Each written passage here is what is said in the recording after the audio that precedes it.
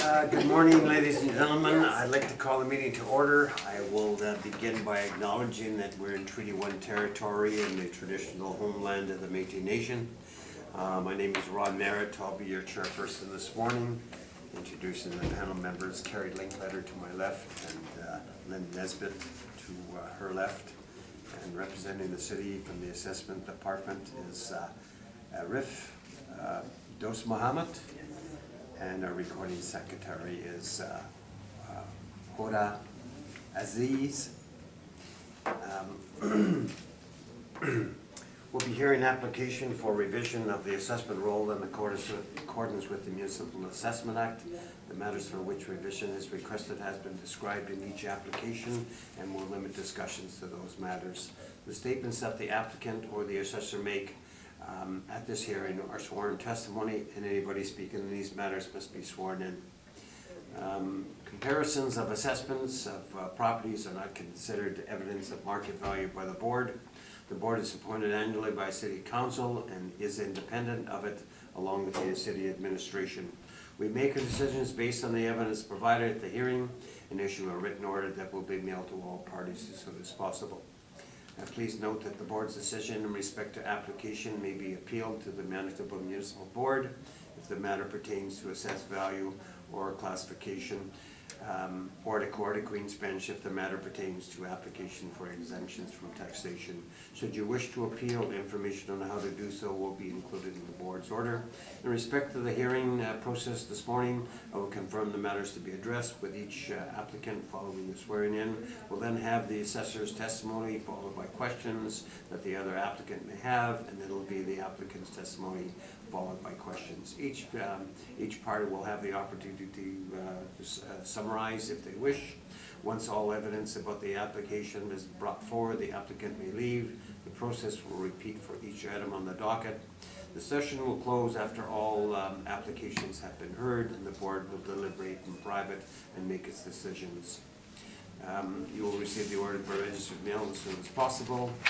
As information, all public hearings are live stream recorded and will be part of the public record. We'll ask our secretary to swear in the assessor or affirm, and the same with Mr. Rack. Would you like to affirm or second? Please state your Mr. full Rack. name. Sorry. And you affirm the evidence you represent is the truth, the whole truth, and nothing but the truth? I do. Thank you. Affirm. Please state your full name. And you affirm the evidence you represent is the truth, the whole truth, and nothing but the truth? I do. Thank you. We'll first go to 197 Watt Street. So whenever you're ready, you can take us through this property. Okay, good morning, everybody. Yes, the first property is located at 197 Watt Street.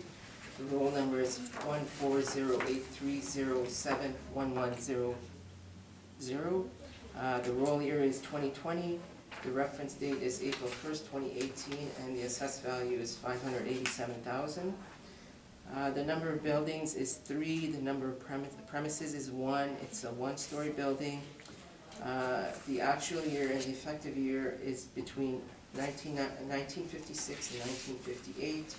The wall heights range from 11 to 12 feet. It's zoned as M1 manufacturing light. The land area is 30,803 square feet. Land area is 7,500 square feet. And the gross area is 7,500 square feet, and leasable area is 7,400 square feet. The land to plan area is 4.11. On page 3, we see that the subject has some leases. If you turn to page 14, we'll see the actual roll that the appellant sent in. So on page 14, there is 3 tenants in there, actually 2 tenants, and 1 tenant is renting 2 premises, and it's also partly owner occupied. If you work out the rent per square feet there, it ranges from $8.99 to $9.58. Those are actuals. Back to page 4, here's my comparables there.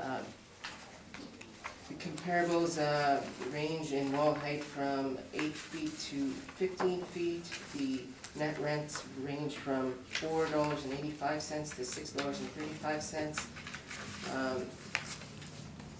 I've also worked out the land to plan area, and it ranges from 2.14 to 3.33 with the comps there. And the cap rates range from 6.4 to 6.5. On the next page, we have our workup. We're using an overall per square foot rate of $5.41 net. We're using a vacancy loss of 2.5%, and we're allowing for 2% non-recoverable expenses. We're using a cap rate of 6.4%. NOI on the building, we work out to $37,589. With the cap rate, it works out to the assessed value as $587,000. On pages 9, I have the map of the subject and the parcel boundaries. On page 10, you can see that the subject is located on an irregular parcel. On pages 11 to 12, I have my comparables. And then again, on page 13, we have the income and expense that the appellant sent in. On page 14 is the rent roll. And then I think everybody's heard our cap rate studies and the expense studies, so I won't bother you with that, and I'll be open to questions now. Thank you, sir. Mr. Rack, questions? I'll just make a statement that today I'm not arguing the expenses. The study that the extra few percent on, I'm not arguing that today. We inspected the building together, correct? Yes. Yeah, and you noticed that there were in-ground hoists. Yes. That's all my questions. Ms. Langenmatter? Yes, page 14 of your brief. I'm sorry, I missed what you said the actual rents were per square foot. So the first one works out to $8.99. The second one works out to $9.58. The third one works out to $9.14. And then the rest of the building is owner operated. Right. Sorry, and you have a cap rate of 6.4 on this property? Yes. Where, on page 7 of your brief, is that falling under? It would be in the in the 20th percentile. Okay, under industrial? Yes. And we've had these questions before where if it's industrial A or B, we don't break it out like that. We've broken it out like that just to show what the other players in the industry are breaking it out as. Right. But we just have the one cap rate for industrial. So why don't you break it out? Because when the city sends out income expense mailers for all the properties in the city. When we get these returns back, we see that the range is all over the place. So it doesn't matter if it's multi or single, it's all over the place. So we know our industrial properties are between this cap rate and that cap rate. Okay. So you've given us a 6.4. Your 20th percentile is sitting at 6.34. But this is a 1956-58. The building is in great shape. If you look at our, I took pictures after the fact that, after the evidence was handed in, but when we went to inspect, it didn't look like 1958 property. It's a garage on one side and a metal workshop on the other side, so. Okay. You inspected the interior? Yes. Okay. And so, sorry, other than saying it's, because I don't see any interior pictures. No, like I said, we inspected after the fact. Okay. So what is your definition of great? Well, it's a garage, so it's like any other garage in the city. It doesn't matter what year it was built in. You can bring in a car, it could be worked on. There's a spray booth in the one side. On the other side is a metal workshop. They both have nice offices in the front, workshops in the back. So it's for its purpose, it's doing what it's supposed to do. So you would rate it as condition-wise good, Good. above average? Good. Okay. Thank you, that's all my questions. I thank you. Ms. Nesbitt? Yeah, just have a couple. Sure. So, you said you inspected the property. It's in great shape, It's in good shape, yes. good shape. Yes. But you haven't changed the effective year. Is that because you haven't had a chance to yet? No, because or- it's a garage, that's when it was built, and it's. Okay, so it doesn't really, the effective No, year in this no, case doesn't matter? No, and you'll see, we have another workshop also, garage that.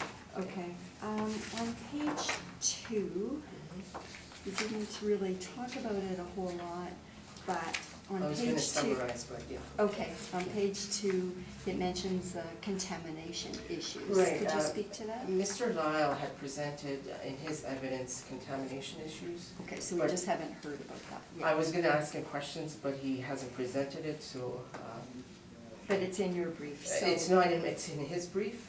It's in your brief, you speak to Yeah, I speak to contamination. his evidence, but he hasn't presented it, so, because in his evidence on page 2, 3 and 4, 3 to 7, he talks about contamination, but the property's not listed in the contaminated list of properties that are contaminated. It's not on the list, so I was gonna ask him. All right, so perhaps I'll just wait and, Yeah. okay, thank you.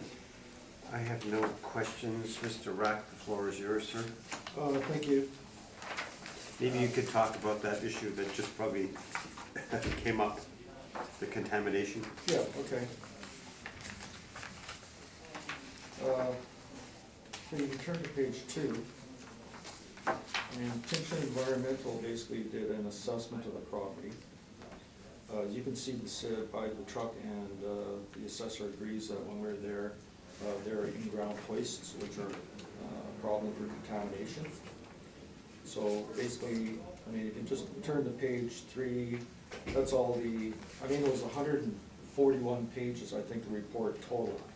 So it was a lot of graphs and things like that, but this is just some of the pages of what was in there, as far as talking about on the bottom there, the underground storage tanks at the very bottom of the docks, beneath the concrete pad, north portion side of the building, was previously decommissioned in place. Waste oil, above ground storage, gravel exterior, two underground hydraulic hoists which leak. They all leak back in the days. And then the fact that there's a rail line, a spur line that actually is quite close to the property, and rail lines are known for contamination. Turn to page 4, there's some, it's just showing where they collected samples in boring holes. So basically, turn to page 5. So it said there, Pinson recommends developing a remedial plan for submission to Manitoba Conservation for the excavation removal of PHC impact soil and groundwater from within the site building, and the on-site management of metal and PHC F4 impacts associated with former rail tracks. Don't ask me what those all mean. I'm not familiar with those, what all that means as far as the PHC F4, etc. I did look on the environmental website and it's not listed. I don't know why. So if you look, there's an email there from Pinson Environmental, which basically states in the middle there, you'll say, I have reviewed, as requested, I have contacted a contractor for pricing in regards to decommissioning the underground hoist and the associated soil and groundwater remediation out of the site building. I have reviewed the budget for Phase 2 ESA, and we are able to provide a remedial plan to Manitoba Conservation within the budget of the Phase 2 ESA for the remediation and the on-site management plan. So Pinson did basically contact Manitoba Conservation because they're required to by law. And then you'll see there's a legal, underneath that says there's a legal requirement to provide the report to the Manitoba Conservation. I can do this on your behalf with your consent. Conservation will then issue a letter requiring the remedial plan to be submitted within 90 days. So they basically submitted the plan, and I spoke to the owner and he said he did send it in, so I have no idea why that is not on the impacted site. So So if you turn to page 6, you'll see that the cost of remediation for this particular property is approximately $450,750. And so it's because of the heavy metal impacted soil on leaching. If you turn to page 7, you'll see basically that is from appraising contaminated properties, where you determine the unimpaired value, the impaired value, the property value determination, and property value diminution. So if you turn to page 8, that's just kind of as far as the lack of mortgageability, how lenders perceive contaminated properties. So you get the unimpaired value at $587, remediation is $450, so the impaired value is $136,250. And this value does not include the cost of pinch environmental testing, the cost to cure estimates for effects on site feasibility, and environmental risks and stigma associated with the property. So basically, the owner spent about $32,000 to have it tested, to have all the borrowers put down to come up with the samples. So basically, Pynchon could go through those samples to determine what the actual contamination was. If you turn to the next page, you'll see in the last go-around, the assessor allowed a 10.5% cap rate due to the contamination. And if you turn to page 10, basically this, that's the workup of the assessor's recommendation, how it came to approve the 10.5%. Because the value is 385,778, which is on the recommendation. So you basically turn the page and you'll see what the actual the net income is $37,587, $589, and we're using a 10.5% cap rate due to contamination, so I'm looking for $358,000.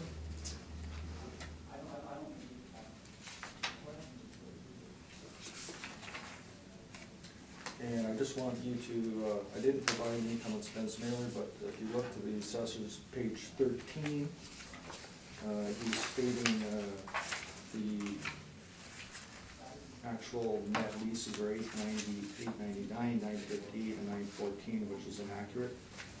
If you look at page 13, you will see that there's general recoveries, utility recoveries, and property tax recoveries on the left. Those add up to $6,385. So those are the recoveries that he's getting from the property. On page 14, it shows that property tax is included, management is included, maintenance repairs are included.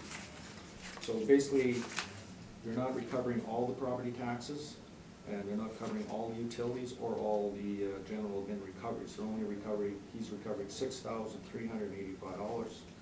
If you look in the middle column, you'll see the total expenses are actually $39,603.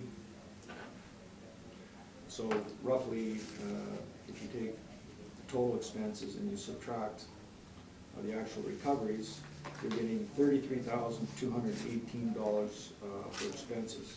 That's 7,500 square feet, that's $4.42 per square foot. So those net amounts he's coming up with, the actuals are the actuals actually around half of what he's stating based on the income expense mailer.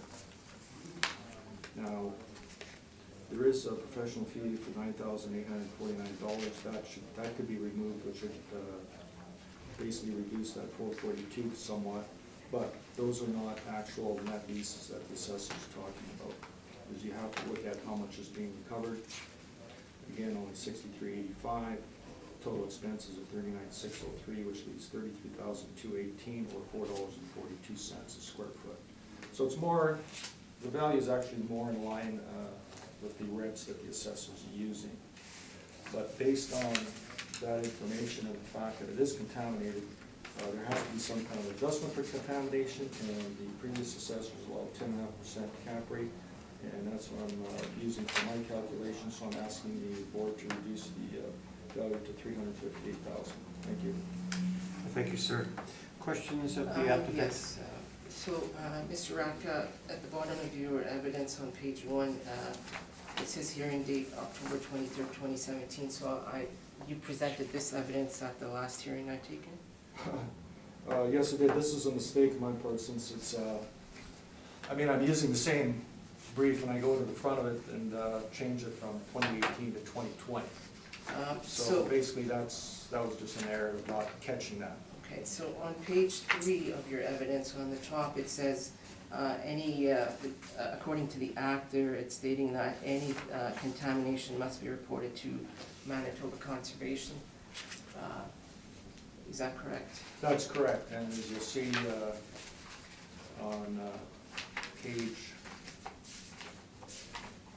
5 of my brief, that Pinch and Environmental is basically provided a remedial plan for conservation. So I'm just wondering why it's not listed on the contaminated site. Is it not as contaminated as? Oh, it's Canada. To be honest, I have no idea. But Pinch has basically told them already of it because they're liable to inform the government that there's contamination by law. So as of February 2019, this year, I looked on the contaminated site website and it was not on there. In regards to these other figures and tables, I'm just wondering why they're not included. Where were these boreholes drilled? Where's the map of the?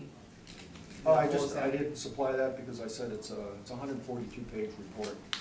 But it just gives you, it says there soil sample collected borehole. So there's 1, 2, 3, 4, 5. There's been 6 samples taken at different locations around the property. As an industrial property, would you say that there is some, because it's zoned industrial, there would be some kind of basic contamination, maybe, being a garage? Can you say that again, please? As an industrial property, you would expect some kind of minor contamination, Not on all industrial properties. but as a garage? Yeah, because they have the hoists, and the other fact is that there's a spur line. There's actually, if you look at my bottom picture, you'll see there's a dark line that kind of curves at an arc on the bottom, and that's a spur line which has been decommissioned. And spur lines from railroads are usually all contaminated. Okay, if the owner was to sell the property, would he have to remediate the contamination? You wouldn't have to remediate it if he keeps it exactly the way it is. And It doesn't- the it purchaser purchasing would not have to remediate also? If he uses it in its same use, but there is, as I've shown on page 8, that there is a problem when it comes to lending money to someone to buy this property. And this property would have, this stigma, there's, that fact is attached to that property when you go to sell it, that it is a contaminated site. So, but a lender looking to mortgage or provide some lending on the property, they would look at the contaminated website for I don't guidance? think they just look, I think they call about it. Okay, those are all the questions I have. Thank you. Ms. Linklater?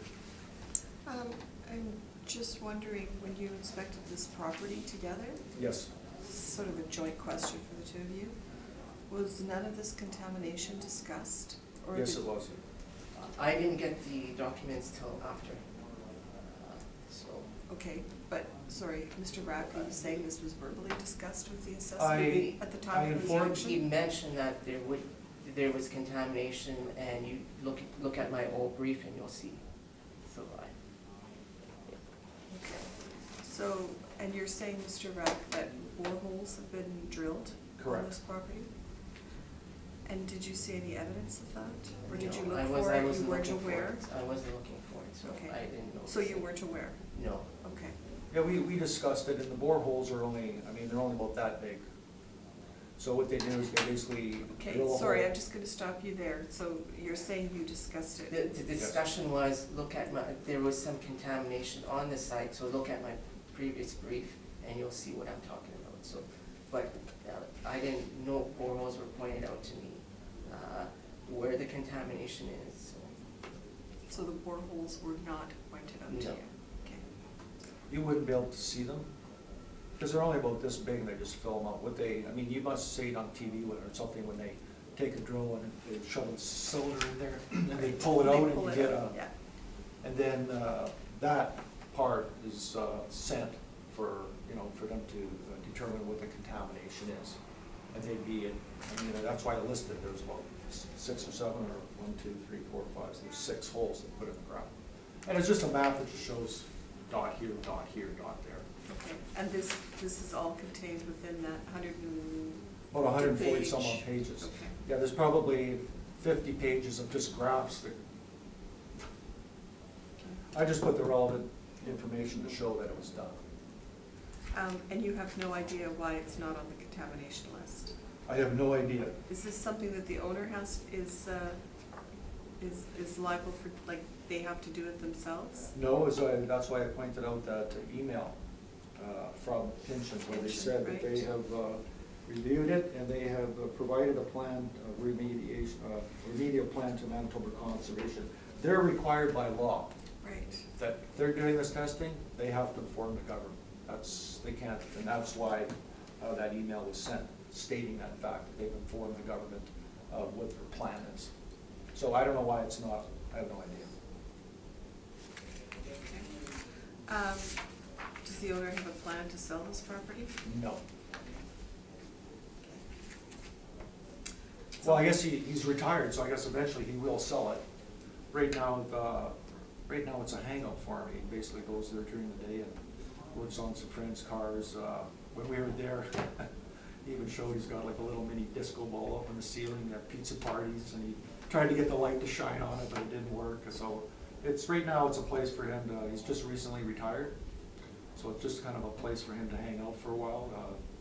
I guess financially, depending on how he's doing, being retired, whether or not he'll sell it. It'll have to be sold eventually, because I mean, he's in his late 70s. Sooner or later, it's got to go. Thank you, that's all my questions. Thank you. Ms. Nisbet? Okay, so I'm just also trying to get this clear in my head.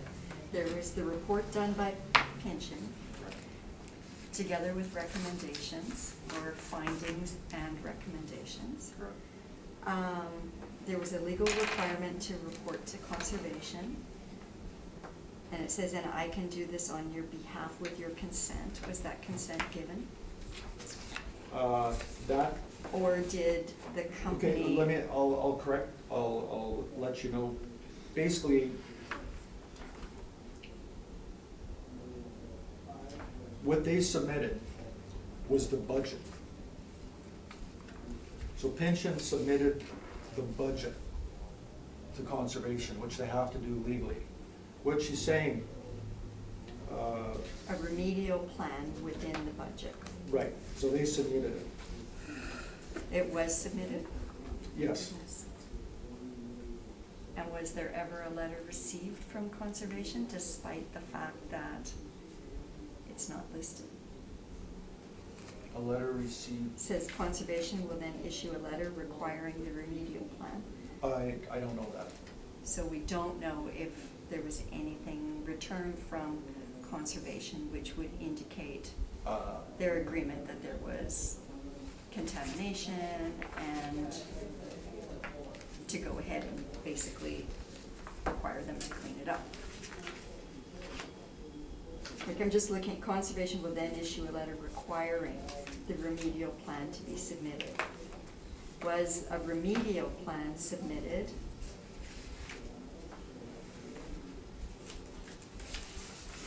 Was there any correspondence with Manitoba Conservation, basically, between the company and conservation? Okay, I'll answer that. This is, Okay.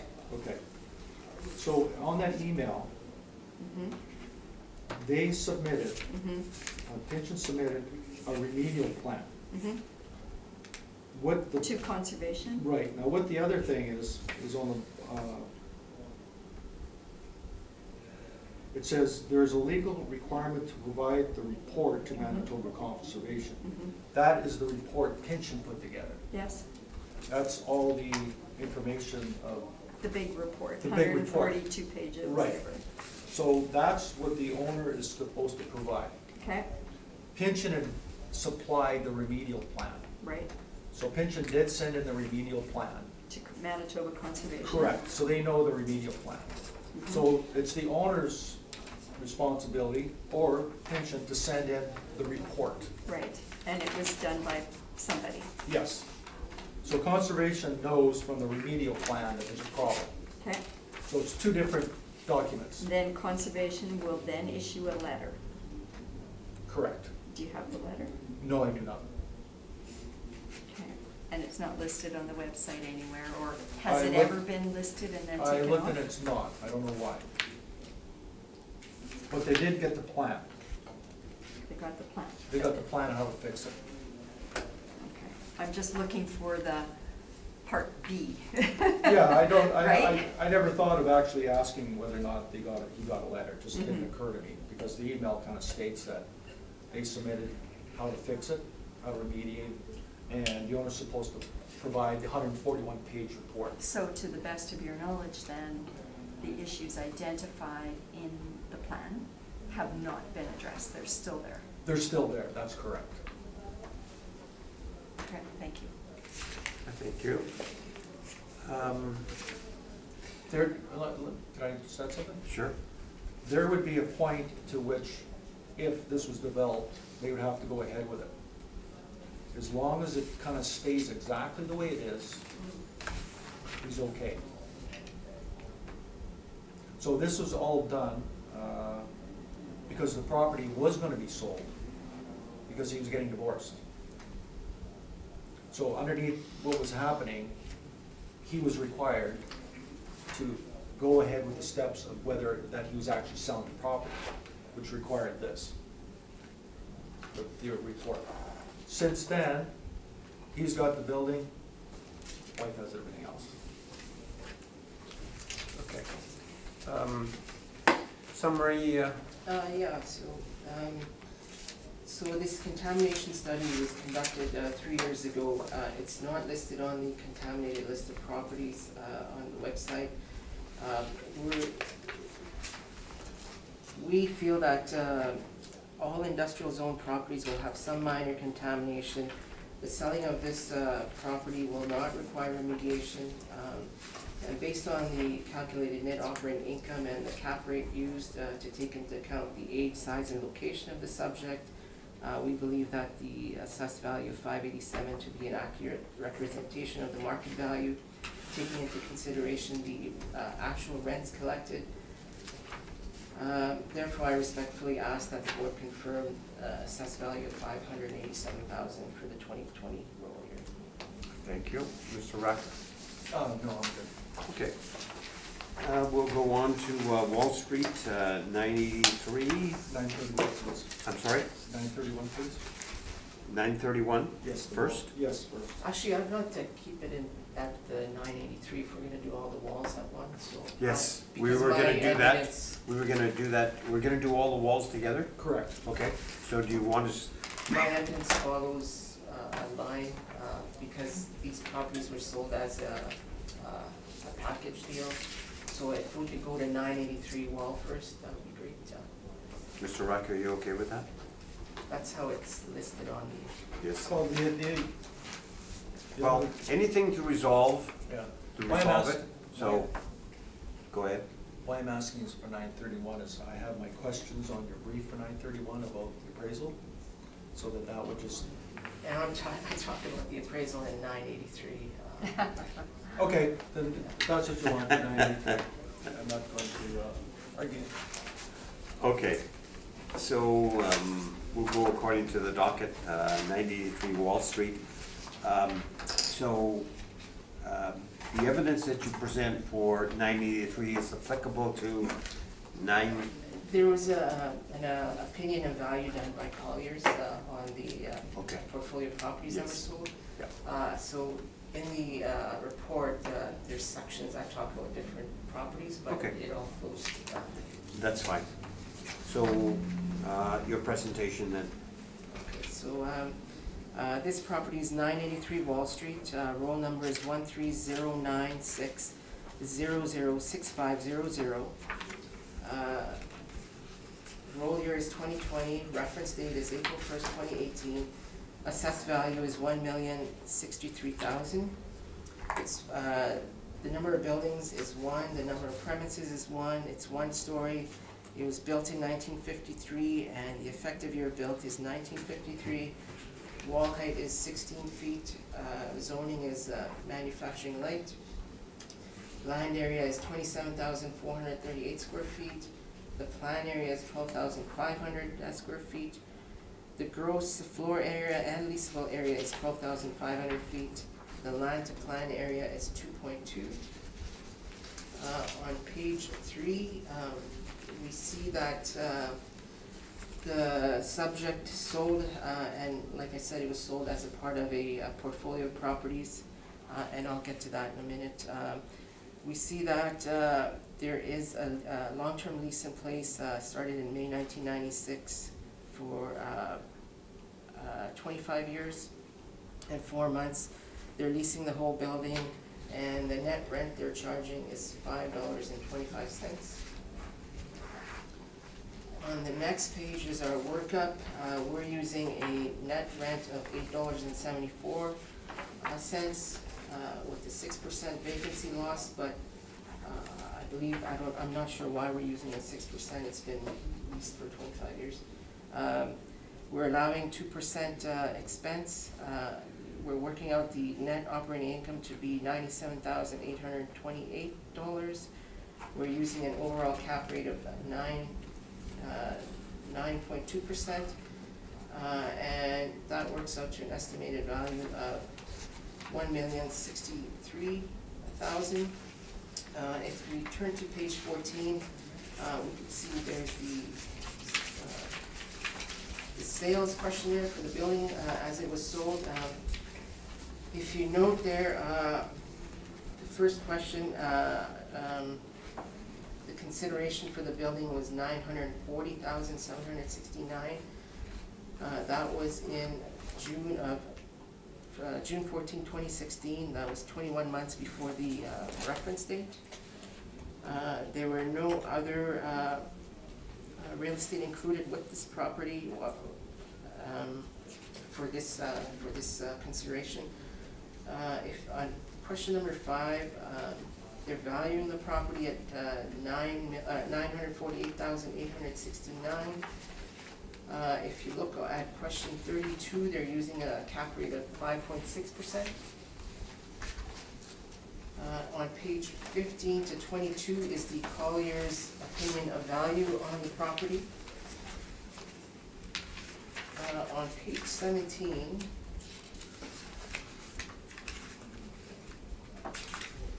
Collier states that, on the second and last paragraph, or first line, Collier states that the property should collect rent of between $6 and $7.25 net. On page 20,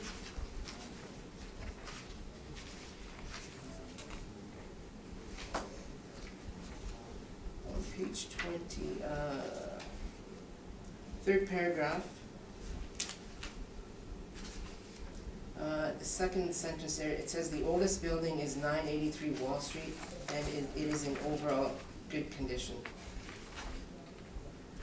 And that's Collier stating that. On page 18, we see they're using on their workup, their pro forma workup, they're using a vacancy rate of 2%. And then if you turn to page 23, I've done some calculations. So if we were to use, actually on page 22, as a whole portfolio, Colliers is stating that as a whole portfolio, the cap rate should be 5.63. So on page 23, I do some calculations there. If we take the average of the $6 and $7.25 that the Colliers opinion value is saying that it could bring in, if we take the average of that and use $6.63, we use Colliers 2% vacancy as per page 18, and we use their cap rate of 5.6 as per page 14 and 22. We see that according to their value, this should be assessed at $1.4 million. If we're to use 6.8% cap rate, we should be at around $1.17 million. So So based on the calculated net operating, based on the NOI and the cap rate utilized, we believe that the assessed value of $1,063,000 to be an accurate representation, taking into consideration Collier's opinion of value, which the new owners took. We believe that this value is fair and equitable, and I respectfully ask that the board confirm our assessed value for the 2020 year.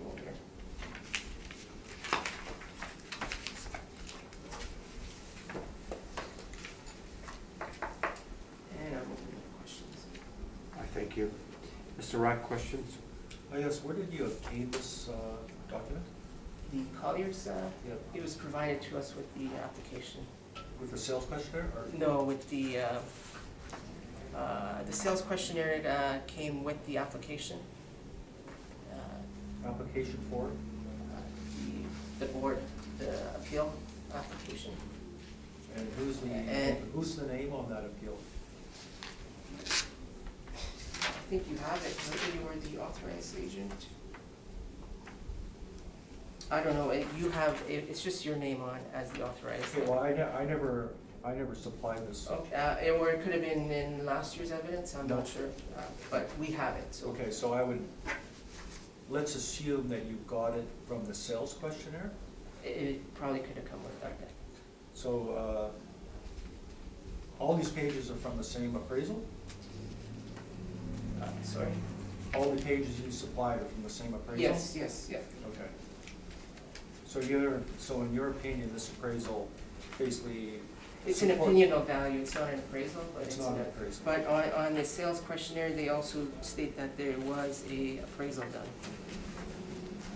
But you don't have a copy of that appraisal? I don't have a copy, but they signed the sales questionnaire. So then this isn't, the documents you provided is not an appraisal? It says it's an opinion of value. Opinion of value. Okay. And you stated in your brief that basically the owner would have looked at this before he purchased the property? I'm assuming so, yes. Okay. Well, let's turn to,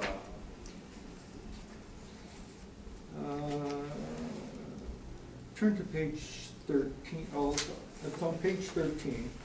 Well, I think, Mr. Rock, I think that that's the presentation, but I haven't heard the city's presentation in regards to where you're at. I don't think. Well, we're, Your like- income summary. Yeah, your presentation. You discussed the opinion of value. yeah, no, Okay. well, we're So- assessing it at 1.63 Okay. million, and Yeah. we're asking for you to confirm that value Okay. as Okay. my recommend, Okay. yeah. Okay, so Mr. Rapp, you had questions? We're talking about 930 Long Wall, correct? 930. Oh, sorry. No, 983. 983. Yeah, Sorry, 983. 983, okay. So,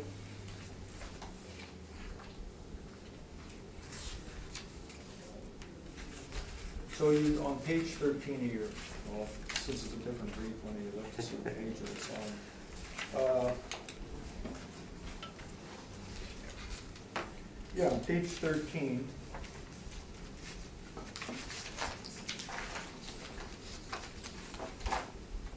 Let me just double check.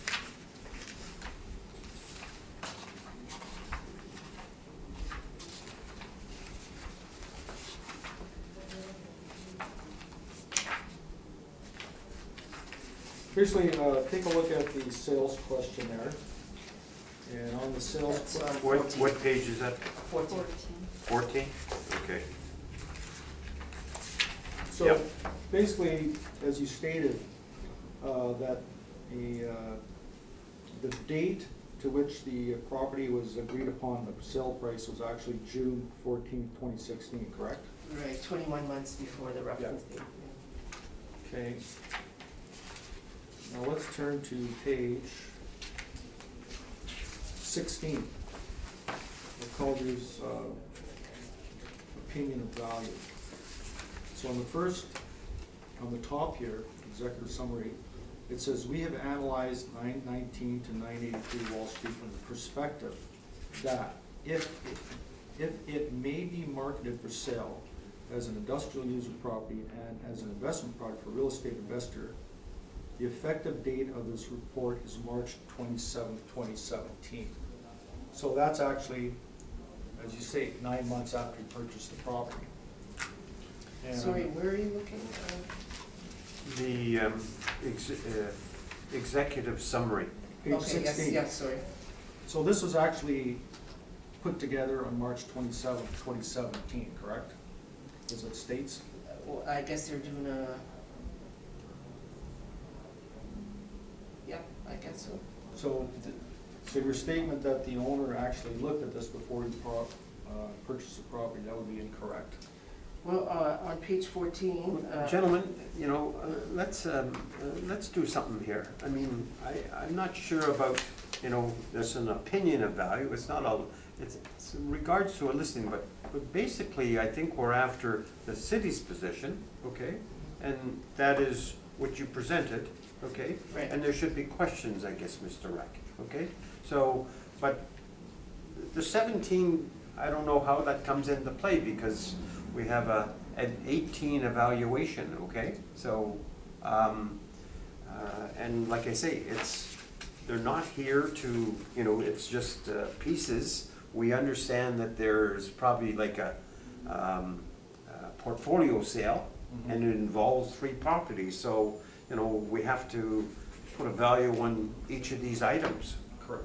okay? So, you know, Well, my point was just that the assessor said that he looked, that the owner would have looked at this. Yeah. In fact, he did, because it's after the okay, fact. okay. That's only, that's my, basically Yeah, what I'm trying to come but across. we're after value here, Yeah, okay? So let's try to concentrate on that.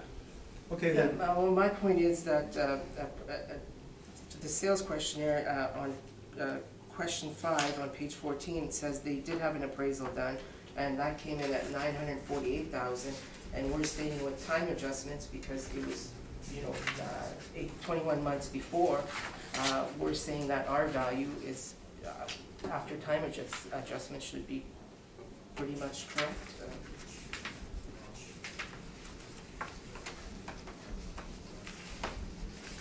Well, Any more questions, Mr. Reck?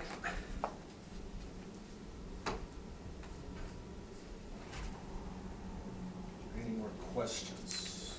In regards to what you've just heard? Questions? Questions? Well, now that you made the other statements about this report, I wanted to, Okay, but, okay, I'll say I have no more questions.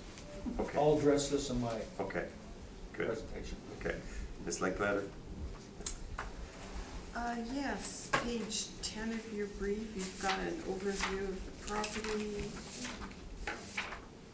I'm assuming it was Dublin, Weston, okay. This is a Google picture? Yes. Did you have a chance? No, it's actually, we have a in-house system, and that's where it's from. Okay. Did you have a chance to inspect the property? Yes, Okay. Exterior and interior? yes, with the, Oh, you went with Mr. we went and inspected all the properties except for 2100 Notre Dame. Okay. So overall, what would be your opinion of the condition? It's actually better than the cap rate that we're using, so I would consider it a 7 cap rate. It was, and actually, if you look at Collier's study on page, I'll just look at it again. They also mentioned it's in good condition. Yeah, on page 20, Right. 3rd paragraph, it was good overall condition. Right, okay. So your cap rate then was model driven? Yes. Okay. And, sorry, I'm just gonna ask though, did you not feel a need to adjust it then when you said? Well, I could have adjusted it, but then we would have brought the assessment higher, Mhm. and we'd rather maybe deal with that next. So. Fair enough, thank you, that's all my questions. I thank you. Ms. Nesbitt? I have no questions. This is a portfolio sale, Right, so the total sale was 4 million, right. Just 65,000. $4,065,000. So we're trying to put a value on these particular Right, properties, these three properties. right. So, I guess on page 23, you did a couple of, I guess, scenarios, okay, using various cap rates. Right, and those calculations would be as of the reference date. Yeah. So you felt like you used on the subject property 9.2 Mhm. for a cap rate, Which was model driven, yes. which was model driven. Yet, in your scenarios, you're using Colliers. 5.6 I'm using and Colliers, 6.8. And the Right. 6.8 looks like it's more towards that figure. Right, Okay, and that's what Colliers used, so. yeah. But, I, okay. Okay, I thank you. Mr. Rack, your presentation. Yes. I have some rebuttal evidence on these comparables I'd like to have hand out. Okay. The comparables in regards to rents? No, these are pictures of the assessors comparables. Okay. So the subject property we're looking at is a body shop. So basically, the first one, 1521 Dublin, is a storage warehouse, not a body shop. On the bottom, you can see it's got 2 doors to back up semi-trailers to. It does have one overhead door that you could drive a car into it, so it could be used as a body shop, one side of that building. The second comparable on the bottom is Weston. That's actually a flex warehouse with office space on the main floor and the second floor. And if you turn to the next page, the 401 Weston, Weston, as I said, it's a flex warehouse. You can see it's a multi-tenant building. If you turn to the next page, 875 King Street, it's basically another storage warehouse with the loading docks, and there is no door to actually drive a car into, so you'd have to basically punch a hole in the wall to make that into a body shop. It possibly could be a body shop. And his last comparable, 115 Dagmar, is actually an office building of some sort.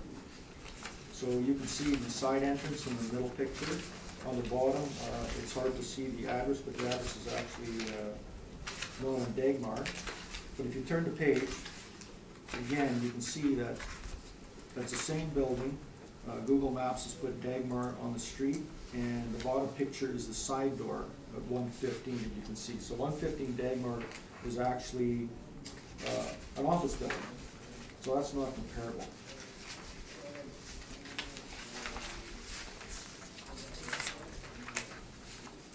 Any questions?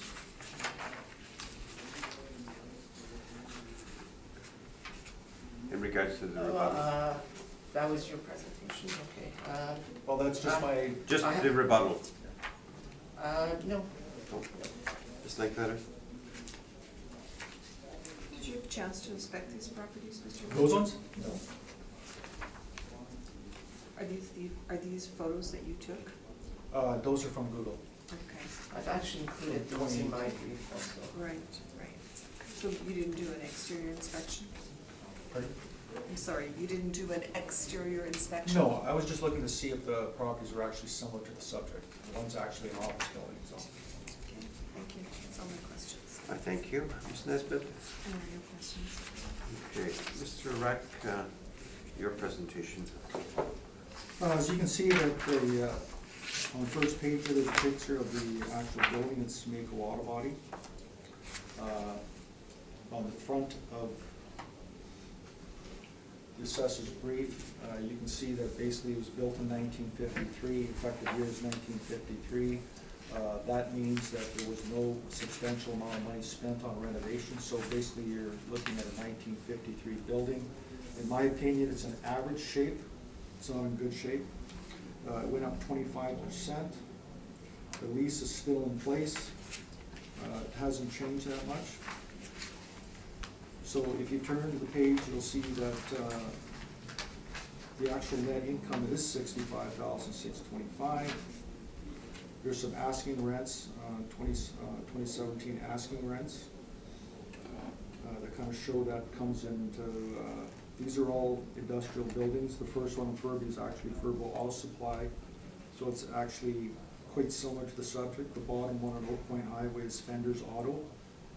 The other comparables are all buildings that have grade level garage doors so that you could use them for a body shop. On the bottom, assessors comparables, you can put a line through 771 Main, that's a wrong property, and 55 Road, you can put a line through that. So the 100 Higgins is actually a garage. It's got about 6 overhead doors on it. The property is actually quite deep. You could probably put 4 cars deep into it. I know that property quite well because it's one of my properties. And the other 875 Notre Dame has 2 overhead doors at grade level, and so does 945 Elgin. So if you turn the page, you'll see that actually the potential income, net income, was higher in 2016 than it is in 2018. The rents are actually going, we're going up and down a little bit. So I'm using a net rent of actually $5.60 a square foot. And the city's parameters to come up with 670,000. Basically, the subject at that amount is worth $53.60 per square foot. And I have 2 sales comparables on Spruce and Lorette. So if you turn the page, you'll see those 2 comparables. Both of them could be used as body shops. They're roughly the same. The top one was built in 1957, and the bottom one was built in '89. So both of those could be used as body shops. So I think when someone purchases a property, they're going to purchase it on the actual income it's producing. And I believe that my valuation at $670,000, backed up by the 2 sales, I'm asking the board to reduce that value. Thank you. Thank you, sir. Questions?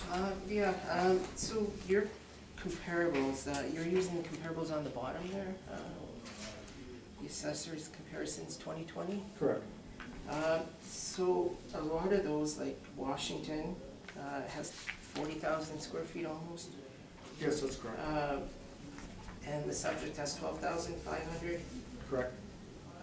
Notre Dame has 20,000, Elgin has 18,500. So Higgins is basically the only one. You said Crossout Main, right? That's good. Yeah, Crossout Main So Higgins. and Crossout Logan. So Higgins, would you say that is comparable to Wall and Sargent? The Higgins property? Yeah. Correct, it would be.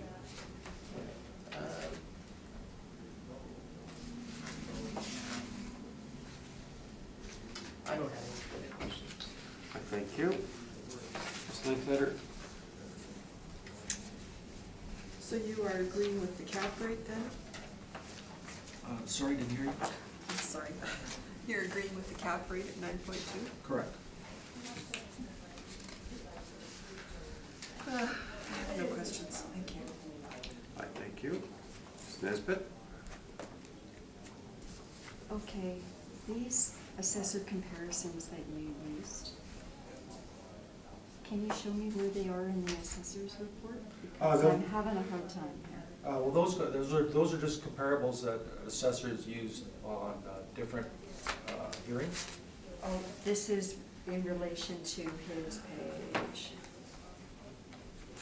It's just to show that there's industrial properties at that value on I assessor. see, that's the cap rate evidence.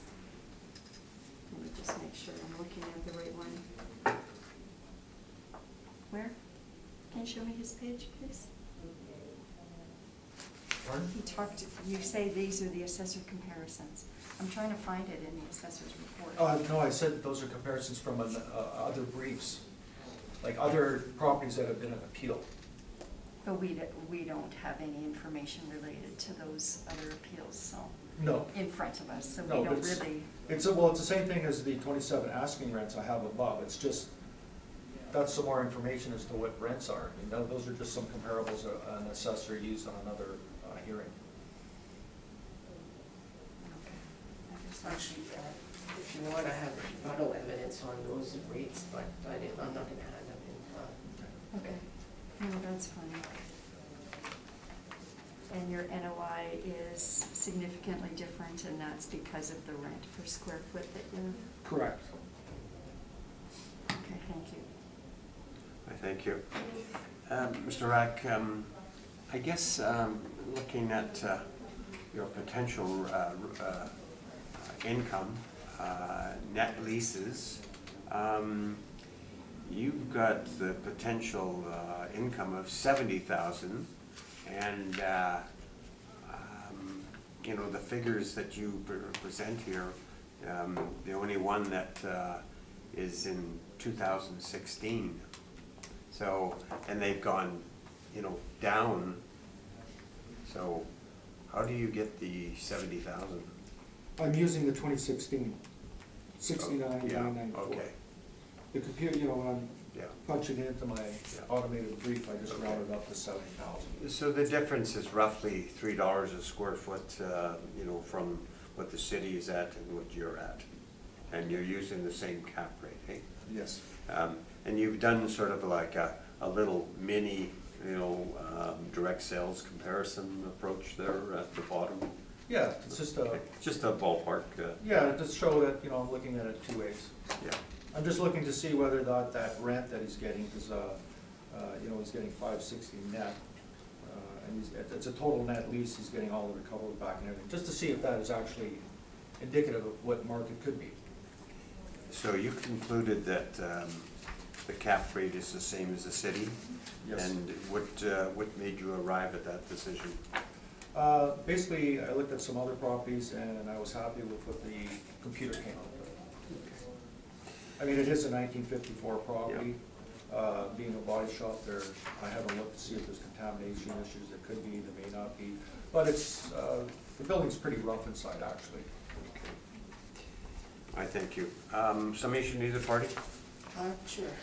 So taking into consideration the Collier's international opinion and value, the appraisal that was done on the property also, which the owners took into account when purchasing the properties that were included in the portfolio, the high cap rate that we're using, we believe that after adjustments to the appraised value, that $1,063,000 to be a fair assessed value, and it's equitable, and I respectfully ask that the board confirm that value for the 2020. Thank you. Mr. Rack? I guess I want to speak to the opinion of value. This assessor has stated that they would have looked at this before the property was purchased. In fact, it states right in the board report that this was done 9 months after. And if you look at page 1 of that on page 14, well, it may not be page 14, but if you look at the page that actually is labeled opinion value from Colliers, it basically states in the bottom, it says, this report has been provided for 60737 Manitoba Ltd. and is primarily based on information provided by the owner of the property. The reader is advised that this report is not an appraisal, and the writer is a real estate agent specializing in industrial real estate, not an appraiser. And that's on the first page of that report. He's not an appraiser. So, in my opinion, if you're not an appraiser, you cannot give an opinion of value. If you turn to the next page, you'll see on the executive summary that this is a perspective on all these properties. And the effective date of this report is March 21st. And if you read this, now the owner was actually, I looked at all this on Monday. Monday was a holiday. I tried to get hold of the owner on Tuesday, couldn't get a hold of him. He took an extra day holiday from what the employee said. So, I've not been able to speak to him about this, but what this is basically a marketing, it's like a pamphlet. For some reason, the owner in March 27, 2017 has decided, perhaps, to sell some of those properties. It doesn't make any sense why he would get this, because this is an appraisal. You pay for an appraisal to basically go to a lending institution for value, or if you're gonna sell it, but this is done by a real estate agent. And if you read appraisals, they don't talk about as far as how good they are in Colliers, they've been doing this team 60+ years. It gets right to the heart of valuation. Now I wanna look, as it says, and what you have to do is you have to look at some of these things. So in other words, he's talking about the comparable approach in the middle there, on page 15 of that report. Yeah, but I guess, Mr. Rack, I think we both concluded, or you're sort of pointing out that it's not an appraisal, it's just an opinion of value, Correct. okay? So, Okay, I'll cut it short. yeah, you know, like, Okay. it's not an appraisal because it doesn't have a date in there, it doesn't tell the purpose or anything like that. Correct. So, you can continue. but- Okay, I'll rush through it. Yeah. Okay, again, on page 16, I have pictures of these three it says income approach. The Elgin property and the Fife property are nothing like this. If you want to see pictures, I can show you. I mean, and the other one is the Wall Street. Actually, if you turn to page 18, the comparable approach to value, there's 1, 2, 3, there's 4 comparables. We'll start with the first one on white. Excessive land, I got pictures of it, I won't give it to you, but anyways, if you basically use that 72.75 per square feet towards the subject should be valued at $725,317. A lot less than it's being assessed at. If you look at Inkster, which is the high-tech windows and doors that was sold, now it's a U-Haul, if you use that for sale price, you get $735,000. And then if you get to the Century property, you get $866,000. So this real estate agent came up with values that are a lot lower than what the properties this is being assessed at. And the Logan is not a storage warehouse. So we all agree this is not an appraisal. And Absolutely. the other thing is that basically, over time, from 2016, which you'll see in some of my other briefs, I've given Collier's reports that shows that cap rates have not gone up. Cap rates are stable and rents are stable. So I think the valuation I've come up with reflects what the property would be worth. Let's press on to 965 Wall Street, or can we have a 5-minute break? We'll call the hearing back to order, and I think we're going to go to 965 Wall? Sure. Okay. Okay, 965 Wall Street, roll number is 13096006700. Roll year is 2020, reference date is April 1st, 2018, assessed value is $701,000. Parcel use is industrial warehouse, number of the buildings is 1, number of premises is 1, number of stories is 1. It was built in 1998 and the effective year is 1998. Wall height is 20 feet. Zoning is manufacturing light. The land area is 12,056 square feet. Plan area is 5,024 square feet. Gross floor area and leasable area is 5,024 square feet. And the land to plan area is 2.4. If we turn to page 3, we see, again, it is part of a portfolio sale. At the reference date, it was leased to a tenant with a 15-year lease term on it. And the net rent on it was $9.91. On page 14 and 15, we have the income expense mailer and the rent roll there. On page 4, I have my comparables. They range in size from 3,200 square feet to 5,500 square feet. The net rents range from $9.11 to $10.18. The effective year is 1953 to 1977. If we go to page 5, there we have our workup. You can see we're using a lower rent of $9.18 compared to the actual rent. Vacancy loss, we're allowing 6%. We're allowing 2% for expenses, non-recoverable expenses. That works out to an NOI of $41,356. We're using a cap rate of 5.9%. And we're assessing the property at $701,000. And if we turn to page 16, there we have the sales mailer.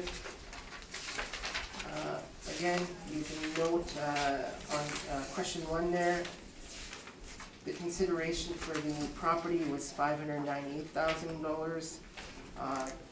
Number 5, the appraised value was $603,000, just over. It was a full interest purchase.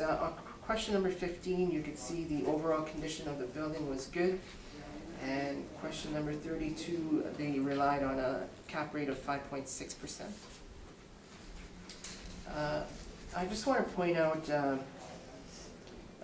when assessing or appraising, we're looking for fair market value, and that's what a willing buyer would be willing to pay for the property and what a seller would be willing to sell the property at. And according to the sales mailer, we know that the building was sold, and we know what the buyer was willing to pay for the property.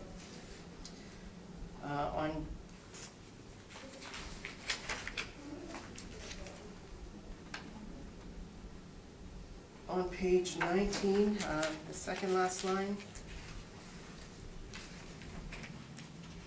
we can see Collier states there the higher values would be attributed to a higher component of the office development, such as at 965 Wall Street. So in their opinion, 965 Wall Street is a pretty good property, or superior property, I should say.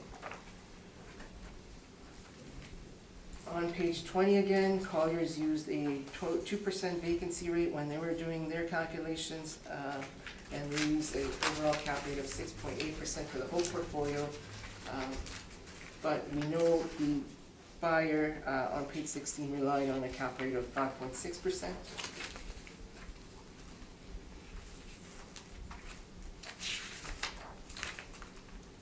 On page 22, the third paragraph, Collier states that 971, 965, and 931 Wall Street were all recently renovated, and they're in very good condition. Future prospects of these buildings should be at better than current rental values, they state. And on page 25 again, I just worked out some calculations. If we were to use Collier's rates, we see that the assessed value would be much higher than what we are appraising it at. Using their parameters and using the actual rent of $991, using their 2% vacancy, and using the 5.6% cap rate that the buyer and Colliers were suggesting, the assessed value would be $847,000. So therefore, we believe that the assessment of $701,000 to be fair and equitable, and I respectfully ask that the board confirm this value for the 2020 roll year, taking into consideration time adjustments. I thank you, sir. Mr. Reck? Yes, I'm not gonna get into the premium value, I think we talked about that already. So I'll just, not even speak to that. On page 25, you're using 5.6% as a cap rate, correct? Let me just, On page 25. yes, Okay, now if we turn back to page 24, that's where you're getting, where it says cap rate year one. actually, I'm using, it was mentioned in page 16 in the sales mailer. Oh, the sales mailer, so you're using the sales mailer. The buyers relied on a 5.6% cap rate. Okay.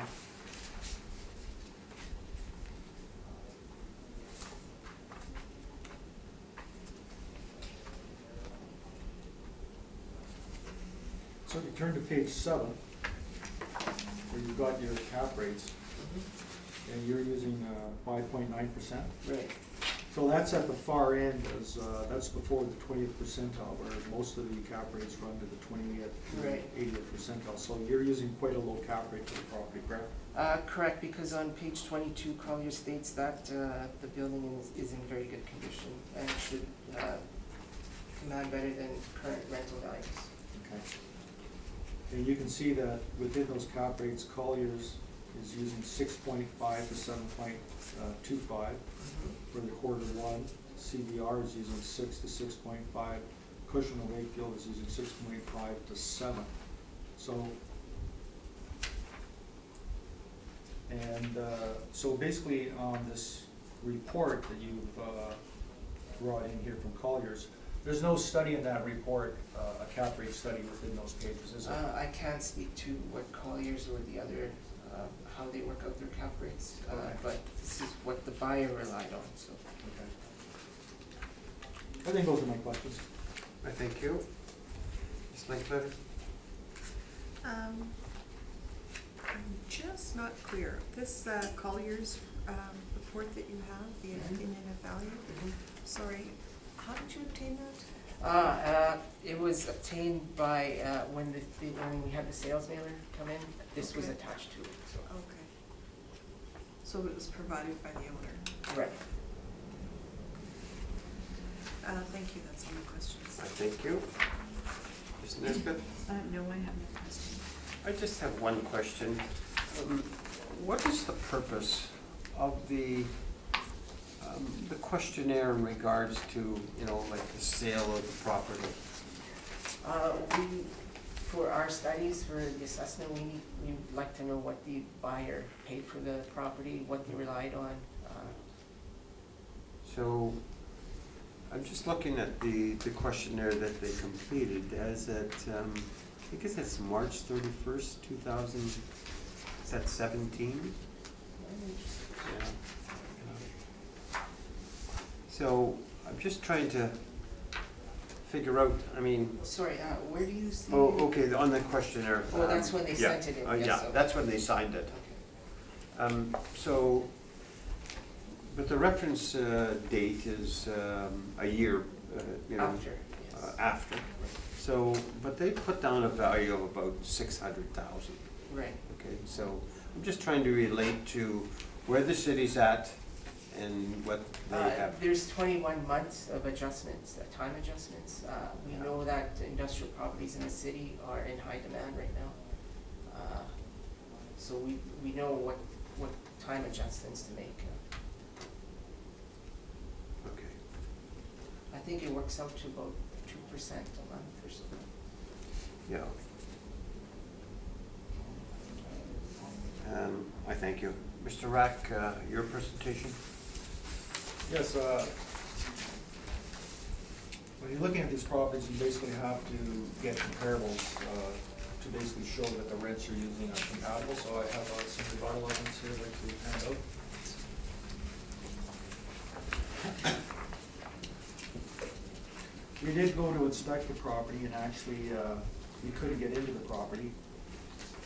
Farmer Plus, their logo was taken off the door, and we looked at the window and saw that there was actually patches in the office that's been repaired. So actually, Farmer Plus is actually vacated the building early. So we're looking at the assessor's comparables. So you can see the top, that is basically the subject property. Those are the only windows in it. There's no overhead door to get into it or no loading dock. what is this? Just a double door that opens up on your left, it's hard to see. So assessor's first comparable is 111 Winnipeg Avenue, which as you can see, it's Advanced Technical Services, it's an auto repair shop. You can see all the overhead doors there, so I say that property's not comparable. If you look to, turn the page, the second one is 615 Erin, is actually a multi-tenant retail building with ample parking out front, lots of windows. I would say it's probably a retail flex warehouse, so I don't think that one is comparable. Number 3, 725 Wall Street is similar to the subject property, I would say. Number 4, 1550 Erin is not a warehouse. As you can turn the page and you'll see that there's office in the front, and on basically right under the heading at number 4, 1550 Erin Street, you'll see the building is quite low. It probably has 12-foot high ceilings. So it's not a storage warehouse. And that's my rebuttal. Okay. Questions? Yeah, you agree that 725 Wall Street is similar to the subject? You said, just? Yes, I stated that. It has more windows, but it's quite similar to the subject property. A little, maybe not as high as far as the ceiling heights go, but that was probably the best one in there. And it rents for $911 net rent. That's what you have, correct. That's all the questions I have. Ms. Linkletter? Questions in regards to the rebuttal? Yeah, I have no questions, thank you. Ms. Nesbitt? I have no questions. Mr. Rack, we're ready for your presentation. Okay. I'll maybe just mention one thing to you.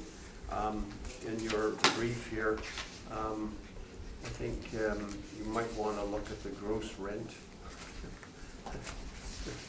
You have 5,024 square feet at $9.91. Yeah, I looked at it too.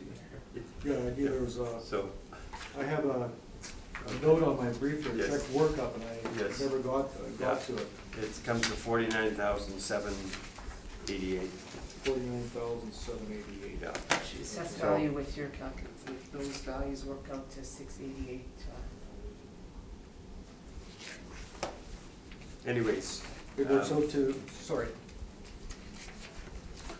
It works out to 6. I did the calculations with using your numbers, and it works out to 688, 217, or 218, sorry. 688, 218. Yeah. Then, you know what, I'll withdraw this one. It works out to 688, because it's assessed at 701. 701. So basically 690. I mean, I had it written right on my brief, the workings, and I never got to it. So, yeah, I'm okay with that one. Okay, so, I'll just, you're seeking confirmation then, or just, yeah, just confirm it. okay. Any questions? No? Panel members, any questions? No. Okay. Yeah, I didn't want you to continue on to.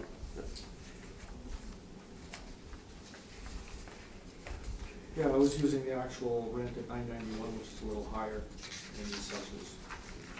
At a different cap rate. Yeah, I'm fine with that. Okay. So we'll go to 931 Wall.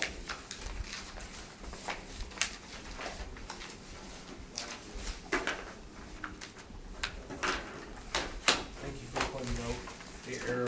Well, you know, rather than let you go on and on. No, that's fine. I knew there was something wrong. I just never got to it to check what Okay. was going on. You discover these things when you come here. Well, I had a note on it at home, and I was doing all my work last night, going through it, and I looked at it, and I gotta go on to the next one, so. Okay. Hang on, Um, Wall Street is the very end one for us, which is number 8. Wall Street, okay.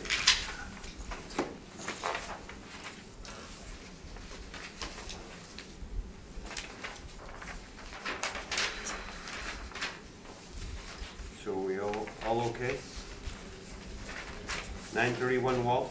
Yep. Right. Okay, so 931 Wall Street, roll number 13096006900. Roll year is 2020, reference date is April 1st, 2018, and we're assessing it at $1,042,000. It's an industrial warehouse, number of buildings is 1, number of premises is 1, it's a 1-story building, actual year and effective year is 1989, wall height is 25 feet, it's zone manufacturing light. Land area is 15,528 square feet, plan area is 9,970 square feet. Gross floor area and leasable area is 9,970 square feet. Land to plan area is 1.56. We see that there is a, on the second page, we see that there is a net lease in place of $7.25. This was again one of the portfolio sale properties. If we turn to the next page, page 3, there we have our comparables. The net rents range from $7.59 to $9. Leasable areas range from 9,464 square feet to 10,125 square feet. Wall heights range from 21 feet to 26 feet. And all leases are current in relation to the reference date. On page 4, we have our workup. So we're using $8.41 for net rents. We're using a 6% vacancy, and we're allowing for 2% non-recoverable expenses. That gives us a net operating income of $74,998. We're using an overall cap rate of $7.20. Therefore, our assessed value is $1,042,000. If we turn to page 13,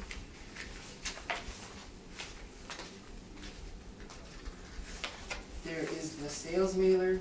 Again, we see that the subject for the consideration for the subject was $874,900. Question number 5, the appraised value for it was $886,467.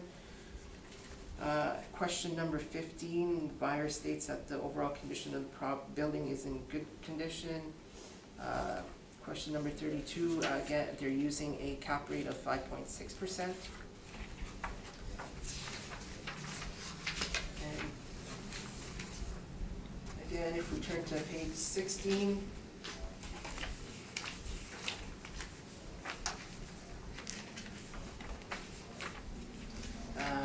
Collier states that the net rents should be in the range of $6 to $7.25.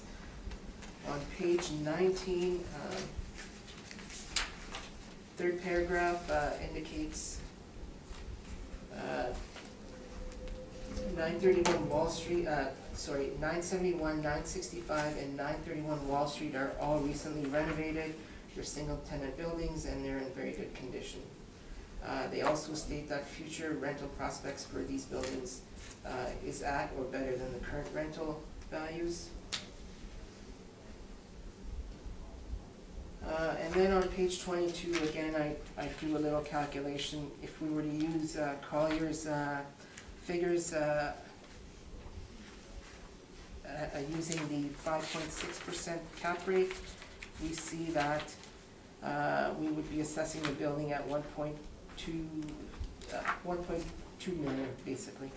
However, if you look at the next question there, or the next calculation, if we were to use the actual rents of $7.25, use Collier's vacancy rate of 2%, and their cap rate of 6.8%, the overall cap rate that they were using, we see that the assessed value and their value would be similar, actually the same. Therefore, for those reasons outlined here, we're asking that you confirm the assessed value of $1,042,000. We believe it to be fair and equitable, and I'll be open to questions. Thank you. Questions of the assessor? I'm not gonna get into, again, I'm not gonna get into the colors, that's opinion and value by a real estate agent, or it's not appraisal, so I think those values should be disregarded, these calculations.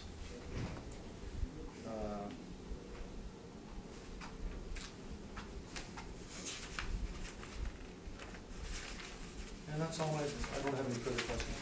Okay, Ms. Ledbetter?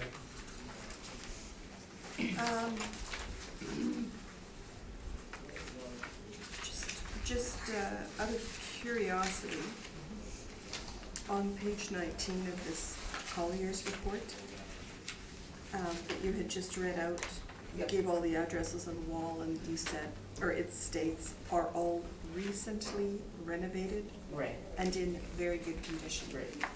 So, just curious, because this was written in March of 17, and I think the sale went through in November of 16, I think June 2016. in June. That's when the values were agreed on. Okay. Well, I'm just wondering, is there any chance that there would have been some kind of a renovation between the sale and this report? Because I'm assuming, I'm just assuming when Colliers was writing this report, they would have sent somebody to inspect. Sorry, can you repeat the question? Was there any renovations after, after Like between the sale date and when Colliers wrote this opinion report. I'm not aware if there was any between, Okay. any renovations. And so, just because I'm stating, or it's stating that it's in very good condition, We see that the buyer used the cap rate of, or they relied on the Right. cap rate of 5.6, so I'm assuming that was it was in very good condition then. And we did inspect it also, it looked in great condition actually, so. okay, just wondering. Did you, so then did you see any evidence of, sort of It's, new it's like a construction? show home, so the first, and it's an office and a show home, so they Right. have granite, kitchen appliances, and then the back is a warehouse, so it looked pretty nice. Okay, thank you. Thank you. Ms. Ledbetter? Ms. Nesbit? I have no questions. Okay. I just have one thing to clarify with the assessor, it's actually a showroom for countertops, correct? Oh, yes, granite countertops. Yeah, it's not a house showroom or whatever, it's, they just But, yeah, make granite countertops, so they have slabs of granite, you know, that kind of thing. Let me just, I have one question. There's a lease in place on the subject property, Yes, and it's $7.25. yes, yeah. So why is the model using the higher figure? The model uses what we expect the rents to be in the area, but Colliers also states that the rent should be higher on page 19, the second orange line there.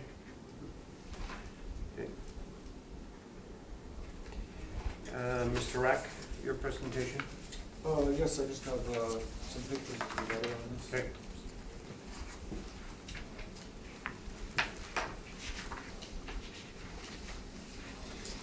So as you know, the owner paid $878,000 for the property. There's a lease in place. So if you look at the assessor's comparables, there's two for the subject property on the first page. You'll see below is basically a multi-tenant building that has windows all around it. It doesn't have any overhead doors on it. Or it actually has, I don't have pictures, but it actually has loading docks at the back. So it's slightly better than subject property. If you turn the page, it's comparable number 2 at 1305 King Edward Street. It's actually a 2-story office There must be some repair. It's a Prairie Mobile, so I imagine they might do some repairs on that, but it's actually more of office space and it's in better condition. I don't think that's comparable to the subject. And then you get 401 Weston, which I had spoken to before. It's a modern flex warehouse with office space on the main and the second floor. I don't believe that is comparable to a standalone building. We turn the page to the next one, number 4, is 1653 St. James, which, as you can see, is a multi-tenant building. And one particular tenant actually has 11,000 square feet. And the 6th one at the back, the lower picture is actually 1521 to 1525 Dublin. Turn the picture, you'll see that there's actually loading docks and a drive-through door, which the subject doesn't have. So that would demand a little higher rent. And that's all for that.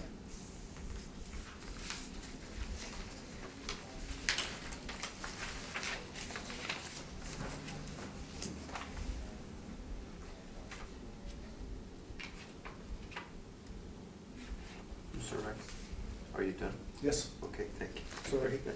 Okay. Questions? Yeah, sorry, I think I misheard. Did you say the subject has no loading docks, or? Well, there's a drive-in loading, like it has a door that goes down to grade level. A loading dock is where a semi-trailer pulls up to. So the actual entrance to the building is higher, so stuff can roll out of the semi and into the building. Where this building has actually an overhead door. So it doesn't have loading docks for semi-trailers.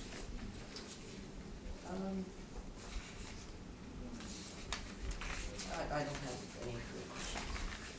Ms. Lightbetter? No questions, thank you. Ms. Nesbit? No questions. Either party want summary? I'm good, thank you. I did my We have answer. his I'm sorry. presentation. Sorry, sorry. I always look at that. Sorry, Mr. Rack. That's okay. Your presentation? Yes, you can see on my front page the subject property, it went up 16%, on page 878. Turn to the second page, you'll see he is getting a true net rent at $725. There's some comparables down there. Some are multis and most of them are single tenants. So it's within the actual what he's paying is within market, I believe. So I'm using the $725 a square foot. We turn to the next page on basically using the assessment department's parameters at $725 a square foot, which he's actually getting, looking for a value of $894. And that's my presentation. Right, thank you. Questions? Yeah, I have one question. I'm just wondering why you would use the city's cap rate and not the owner's cap rate of 5.6. Do you want me to put that long answer in summation, or do you want that answer now? You could just answer the question. Okay. Basically, when it comes to buying real estate, someone goes and looks at some property. He decides he wants to buy that property. He then gets an appraiser. The appraiser comes down to actually value that property for the purposes of basically getting a loan, get it financed. So the appraiser basically chases that value. He's looking at the portfolio and he's coming up with a number to prove that value. So the appraiser comes up with a value with the purposes of financing. And if there are properties, as the assessors come up with properties to prove the model, and I'm coming up with my evidence to prove my value, that's what an appraiser does. And the funny thing about an appraisal is nobody checks that appraisal out. Nobody looks at the comparables, nobody looks at anything. They just pay the money, they get the appraisal, they go to the bank. So they play with some parts of what they play with is the cap rate. And the owner doesn't know any difference. All he wants to know is basically he can get a loan on the property.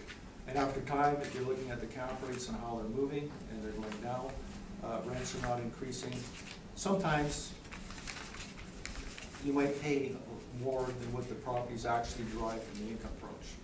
Because a lot of times when you're looking at these properties, and in the questionnaires it asks, did you buy this property in the income approach? The answer is no. And that's my answer.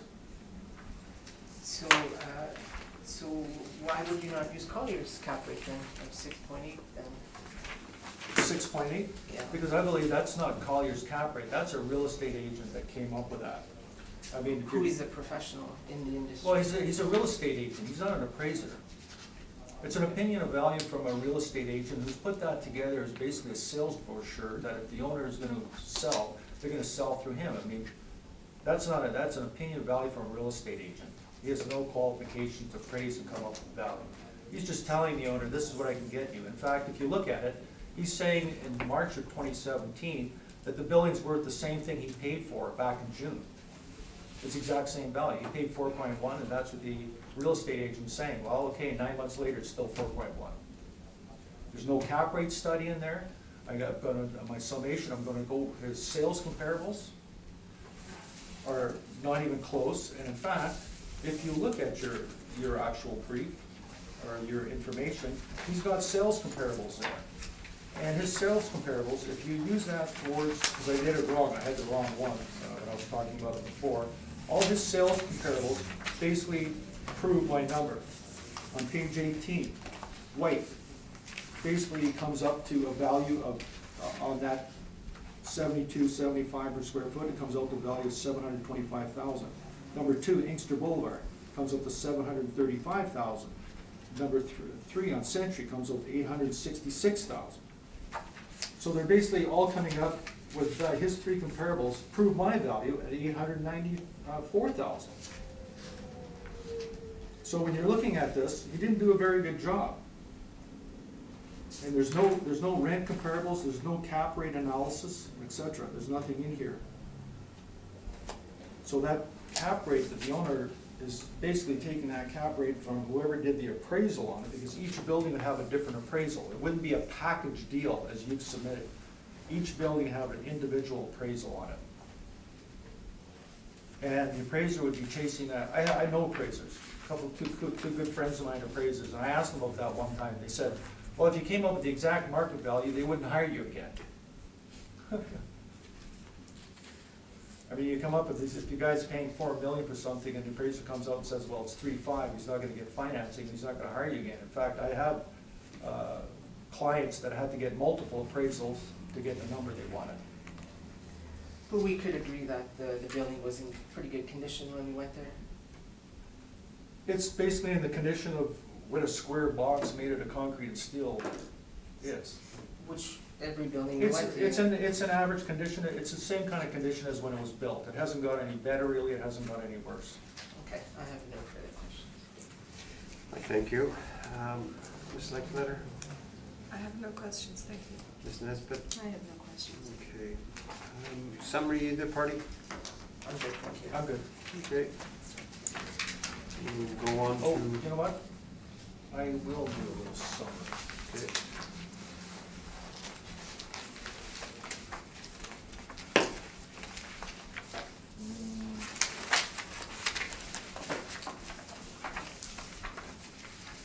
You know what? I'll spare you the pain. All right. We'll go on to. Oh, you know what? Sorry.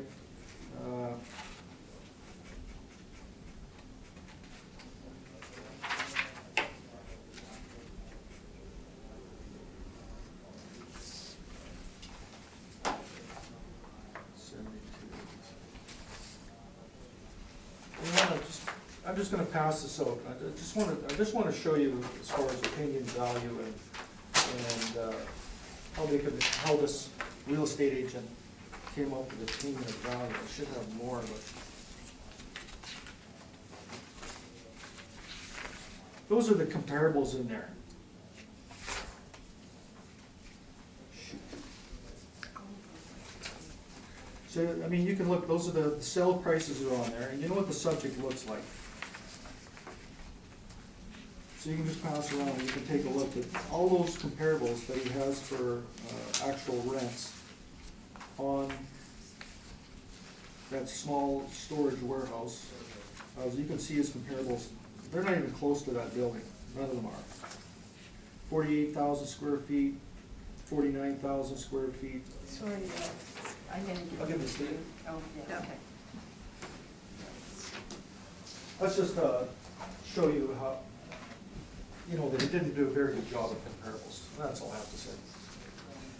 Okay, let's go on to Elgin, 980.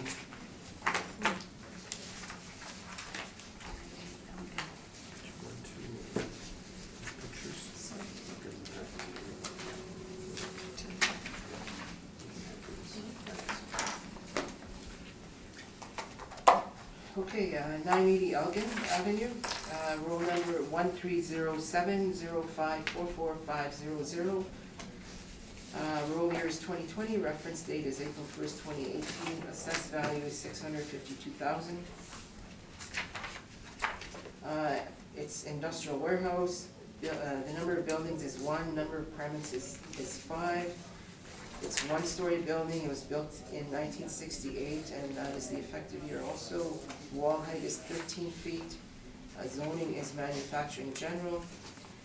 The land area is 25,628 square feet, planned area is 9,570 square feet. The gross floor area is 9,570 square feet. Leasable area is 9,374 square feet. Land to plan area is 2.68.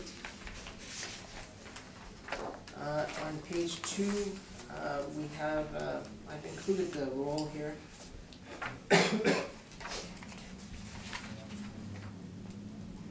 On page 3, I have my comparables. The comparables range in rent, net rent from $5.95 to $6.88.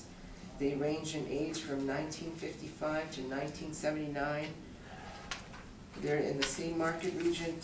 All are flex warehouses with the exception of 1574 Erin.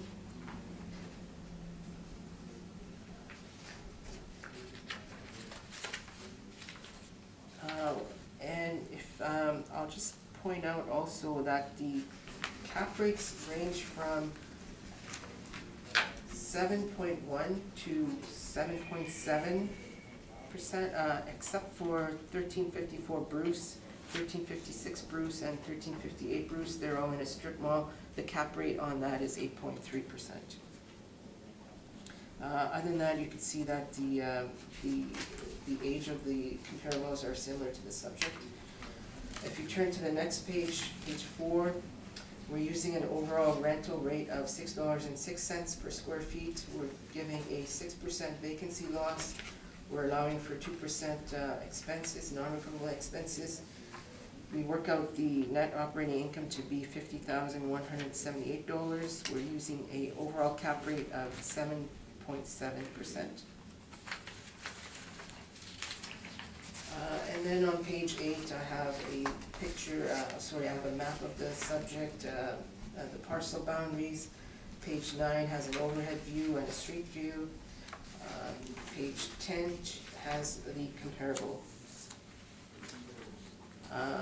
So based on the calculated net operating income, the cap rate utilized to take into advantage age, size, and location of the subject, we believe that the assessed value of $652,000 to be fair and equitable, and I respectfully request that the board confirm this value. Thank you. Mr. Rec? Yes, we both inspected the property, correct? Yes. Okay. So there's no parking out front, but in the back there's gravel parking? Yes. Okay. So page 10, your Spruce property actually has paved parking in the front, correct? Yep. And so would Aaron, Mhm. and so would Richard, the two Richard properties. So those properties, with the parking in front, do you agree that there's a superior property having parking in front? There's parking either way, so clients can park anywhere. Well, one basically, the subject property has the parking in the back, being gravel, would be used by the tenants. Whereas these pictures like Spruce and Richard, those two avenues and Aaron, that's parking out front for tenants, or for tenants and for customers, correct? Mm-hmm. Okay. And would you agree that the actual, if you're looking at the windows on those properties, and you look at the subject property, that would be a nicer building with a tingle stone Which exterior? one are you referring to? If you're looking at Spruce, or the two Richards, I mean, there's windows, vertical windows going across, multiple entrances, Kendall stone exterior. Sure, Should I and say- the other three reflect the subject. But those particular ones, you would say, would you agree they're nicer buildings than the subject? They all have the same cap rate, so I'm assuming that they're all in the same condition, Okay. with the exception of Spruce. We're giving it a higher cap rate. Those are all my questions. Thank you. Ms. Linklater?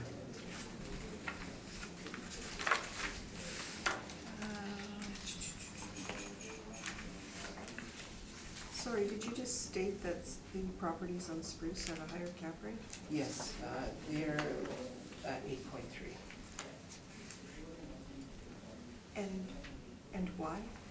I'm supposing somebody must have inspected it or changed it. I'm not sure why. Because it's, Maybe they haven't been Newer. renovated, maybe there's deferred maintenance. yeah, because it's a much newer building. And you said you inspected this property? Yes, And overall, your average. average?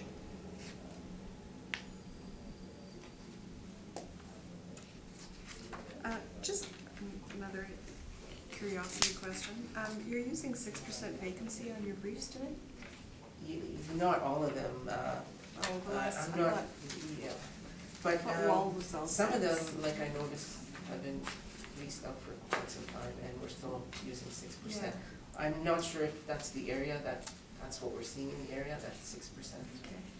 Because it's all model driven, correct? Right, I'm yes. referring to page 4 of your briefs. Okay, thank you. That's all my questions. Thank you. Ms. Nesbit? I have no questions.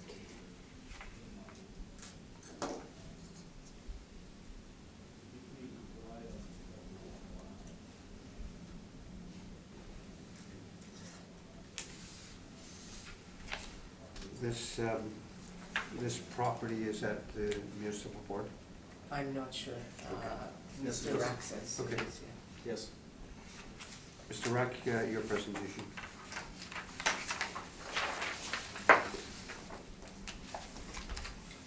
You can see from the front that the property has no parking out front. In fact, I should have put the picture, another picture in there, but directly across the street is a large industrial warehouse. There's just a wall of steel, corrugated steel that goes down the street, so the view isn't that good. So the two properties we're gonna deal with today are 942 and 980 Elgin, and they're both exactly, pretty much the same types of properties built in the same year. From the assessor's brief, you'll see that the effective age and the actual age is 1968, no change, meaning there was no renovations done on the building, substantial renovations to change that date to a different effective age. If you turn to the second page, you will see that actually the building went up 38% in 2 years, which I think is excessive. And the total leasable area is actually 9,500 square feet, not 9,374 square feet. If you turn the page, you'll see the actual income and expense questionnaire. And from that questionnaire, you'll see that the net operating income is only $29,000, which is quite low. If you turn to the page, you'll see the actual gross rent. And the rent per year is $43,980. So in my workup, you'll see that recovery is only $49.36 for a total effective gross of $49,916. Repairs and maintenance is only $1,200, so very low. That's very low.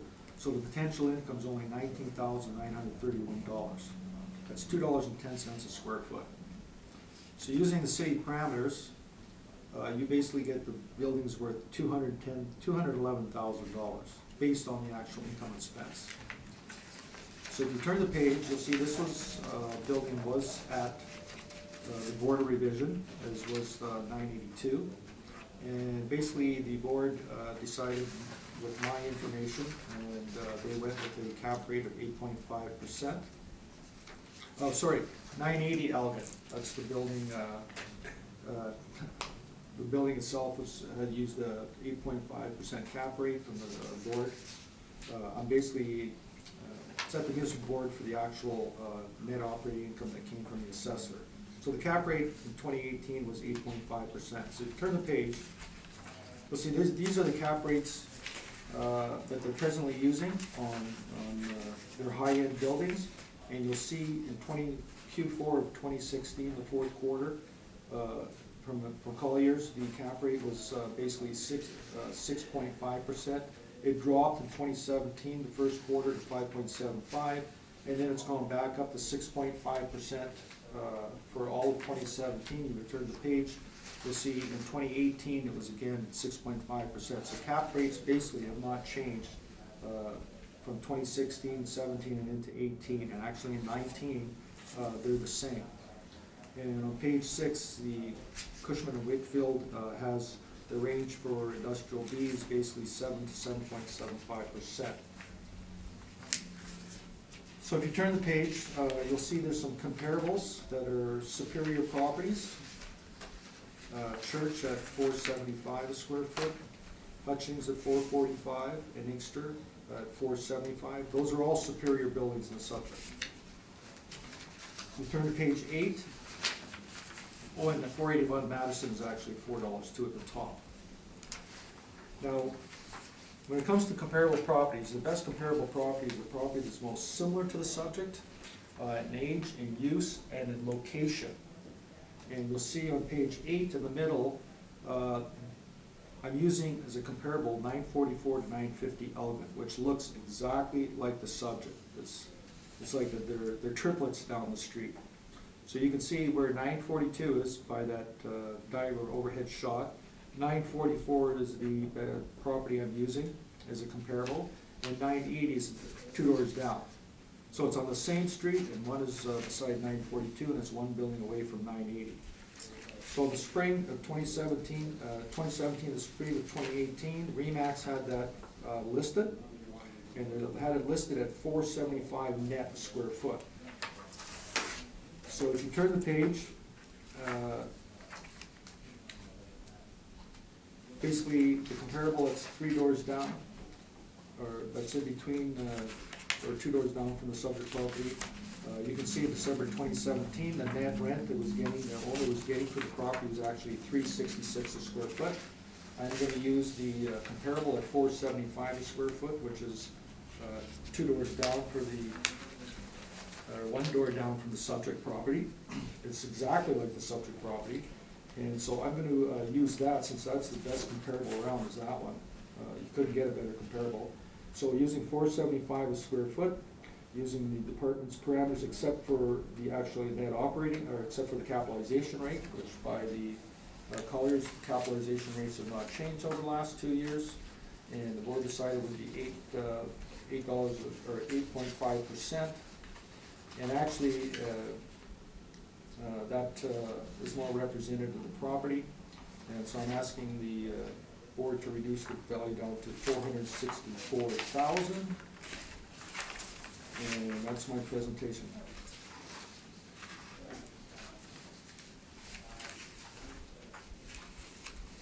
Mr. Rock, I'm a little mixed up here. You have on your page 9, are you on page 9? But that's got a different address, eh? 942?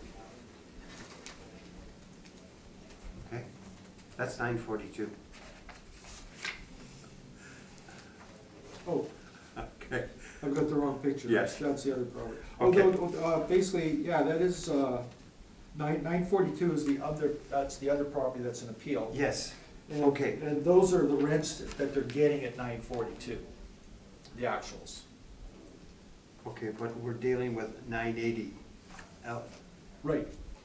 And I'm using, this is a. He's using it as a comparison. That's a comparison. 942 is a comparison. Okay, If you turn back to page 8, you'll see 942 is the other building we have an appeal today. And it's right beside 944 that I'm using at 475. And then on your right is the property we're talking about is 980. So I'm actually using the other property I have an appeal today as one of the comparisons.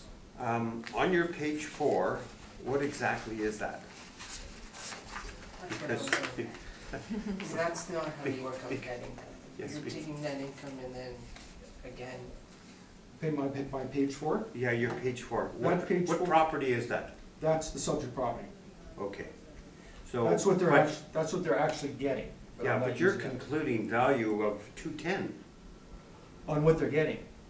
So what I'm saying is I don't believe it's worth 210, I think it's worth more. Okay. So that's So why, where's the workup for that? okay, that workup for what I believe it should be worth, Is on the last page? page 9, yes. Okay, okay. So I So believe it's worth. These properties are identical. They are, and the one I'm using is, that's in between at 475, they're all the same. Okay. They're on the same street, you know, almost beside each other. Yes. So, the city's at 652, and Yes. you're at, 475. or I have. 463. 464. 464. Thousand. So. That's what it works out, the 464? Well, Well, that's what you worked out. on your That's- page 9, Yeah, that's okay, what it is. I agree with you, because Okay. when I punch it Okay. into the Excel So- sheet, it'll give me Okay. 3 or 4 decimal Yeah. places, so I just Okay. kind of round it either Okay, way. that's fine. Yeah. But I was, Yeah. like, I looked at one sheet, Yeah. and it looked like you're asking for 210. Right, that's Okay. based on the actuals, Yes. which I don't like, I don't Yes. agree with. No, no, no, Yeah. no. So I'm using the one So- that's in between at 475. Okay, But yeah, it's hard to get the Excel spreadsheet to hit that number exactly, Yeah. unless you put it No, in 3 but- decimal places. but it was a little misleading. Okay. Questions yes. of the, Okay, so if we can start on page 4. The second workup there, you have potential gross income, you start at 43,980. And then you add in recoveries and you come up with effective gross income of 48,916. And then you subtract a whole bunch of expenses there and you come up with potential income. And then you take that potential income and you subtract more expenses from it. I'm not sure if I follow this. This is not how you work out NOI. This one, sir?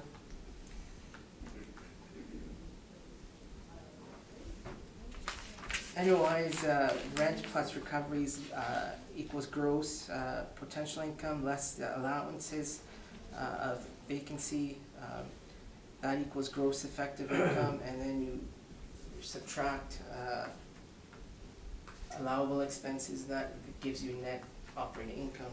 But you've taken income, subtracted expenses, then you've subtracted more expenses, and then you come up with value. I'm not sure I follow that. Well, I'm coming, basically on the top of page 4. do you guys, do you want to really go there? I mean, Well, you know, I'm not even using it. it's got a value which is really irrelevant. Okay, so Okay. I'll go to page 9 then. Yes. Okay. Or sorry, just page 6, you have Q2 2018 post-reference cap rates, but I'll skip that anyway. Say that again? On page 6, right at the top, you have Q2 2018 post-reference cap rates. Yeah, well, it's post-referenced by a couple of months. It's post-reference. So, That's because, I'll answer that, it's because Cushman and Wakefield doesn't produce a report every quarter. so you're, on page 9, your best comparable is comp number, or 942 Elgin, Yes. and that is owned by the same owner, is it not? No. We actually, did we not go, is it not Winters Auto Body? No. The ones that we went to is that picture on page 8. It's 942 is the one we went and inspected, 944 is in the middle, and 980 is on the right. So 944 to 950 is that property in between. Okay, so in your rent roll, there's 2 premises there that are owner occupied, That's correct. so we can't really use those 2 rents for comparables, can we? If you were to look at the non-arm's length leases, they are at 960 and 465. And which page you on? This is the rent roll there. Just give me what page you're on. 9, sorry. The 9. And your question is now? So the non-arm's length leases are at 938, and 940, and 942, right? Right. So And I came those up- are commanding higher leases So I at came up with- 960 and 465 per Well, I square came feet. up, no, quick copy, that's an actual lease there, 940 and 942. That's actually a quick copy, that's a lease. It's the rear metal shed, I just put 250 on because it's unheated. But those are owner occupied, right? Yes, and I okay, I came so- up with market value on them. But the bottom line is, I'm not using The that. actual leases in place that are non-arm's length are at 960 and 465 per square feet, correct? That's correct. Okay, so Those are If gross, we were those to- are gross rents. So if we were to work those out, you were getting about $6.30 per square feet. And if you were to go through your plug in those numbers, and go through your calculations here, we would come up with a value of $623,482. Do you have those calculations for me to go through? Yes, Pardon? yeah. Okay.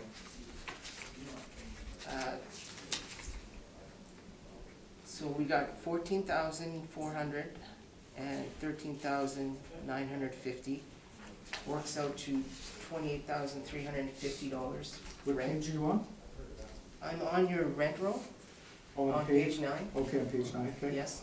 So you say rent per year at 938 is 14,400, correct? Correct? And then 940 and 942, the rent there per year is 13,950. Correct. So that works out to 28,350 for 4,500 square feet of space. I don't follow you.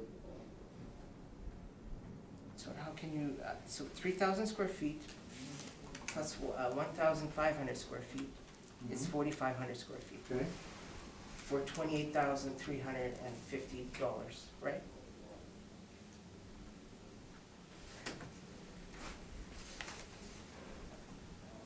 you're just using those two rents? Yes, because the others are non-arm's length leases, yeah. But those are gross rents. Okay, so, I mean, it says right there, gross rent per square foot, and I haven't, I guess we'll go through this on the next brief. Those are gross rents. It says right there, gross rent per okay, square so if foot. you were to, well, so gross rent is $6.30. Like, I don't have the income expense mailer for this, so I don't know if they're gross or not, or what. Well, the But income expense mailer will be in our next Okay, brief. so anyways. And you have that information at the office, that you could find that out, you have all those incomes. But the bottom line is I'm not using that, I'm using 475 of the comparable property on the street, you know, basically beside the subject property. That's what I'm using, is the actual calculation for my calculation of value. So is your best comparable 942 Elgin or not? My best comparable that I'm using is 944 Elegant. Page 8, 944 to Okay, 950. well, I asked you and you said 942, so. Okay, well, I made an error, but my Okay, best comparable is, that I'm using is 944 to 950 Elegant, when Remax is asking 475 a square foot. So that's what I'm using on the subject property, is that comparable. I'm not using the other property that the owner has. And where did you get the cap rate of 8.5 then, if you're showing all these cap rate studies of 7.25 is the highest? I'm showing what kind of cap rate study? Oh, and what I'm showing is with those cap rates is the fact that cap rates have not changed since 2016 to 2018. Okay, so- They've held steady. So I'm using 8.5% from the board of revision decided on page 5 that the information I presented at that hearing is they believe that 8.5% should be the cap rate. I have no further questions. I thank you. And actually, I'm gonna add one more thing, is they used 8.5% as a cap rate, because the property we're gonna talk about next, is that's the cap rate they used on that year. So we have these two identical buildings, and the city had two different cap rates. And I was arguing the fact that the cap rate should be the same on both properties, because they're exactly the same, plus the cap rate evidence that I provided. So that's, in that decision, so what they did is they gave me the cap rate, they agreed with the cap rate, but on page 5, but they agreed with the net operating income from the city. Ms. Linkletter, questions? I have no questions, thank you. Ms. Nesbit, No questions? no questions either.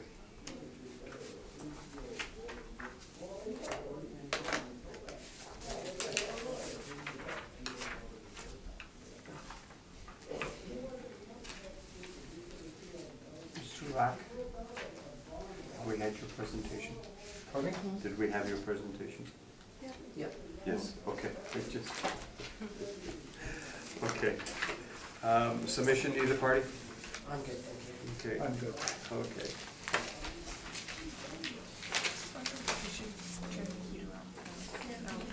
Okay. I'm also Fair. smelling curse. It smells a little, Yes, it burnt was a little dust. warm. Pardon me? Cook soup. Oh, cooks. So odd. Okay, we'll go down the street, 942 Elgin. Whenever you're ready.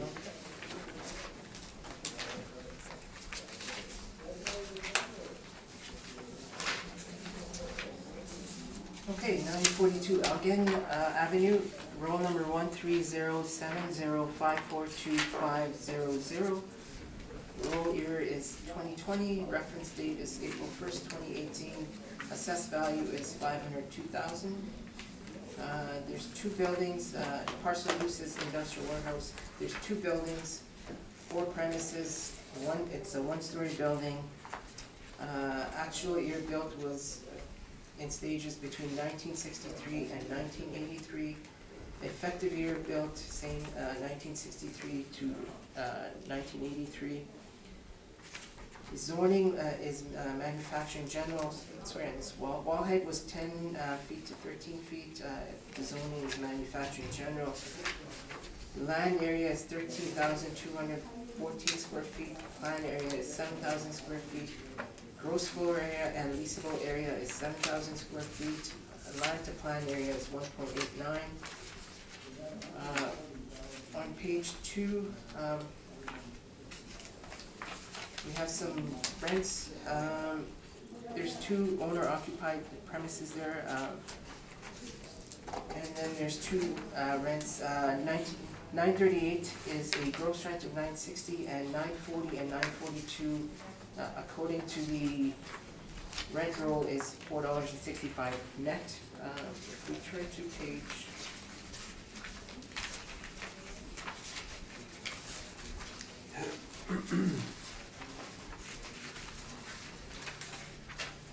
sorry, I don't have the rent roll. If we turn to page 3, we have the comparables there. The comparables range in net rent from $5.95 to $6.25.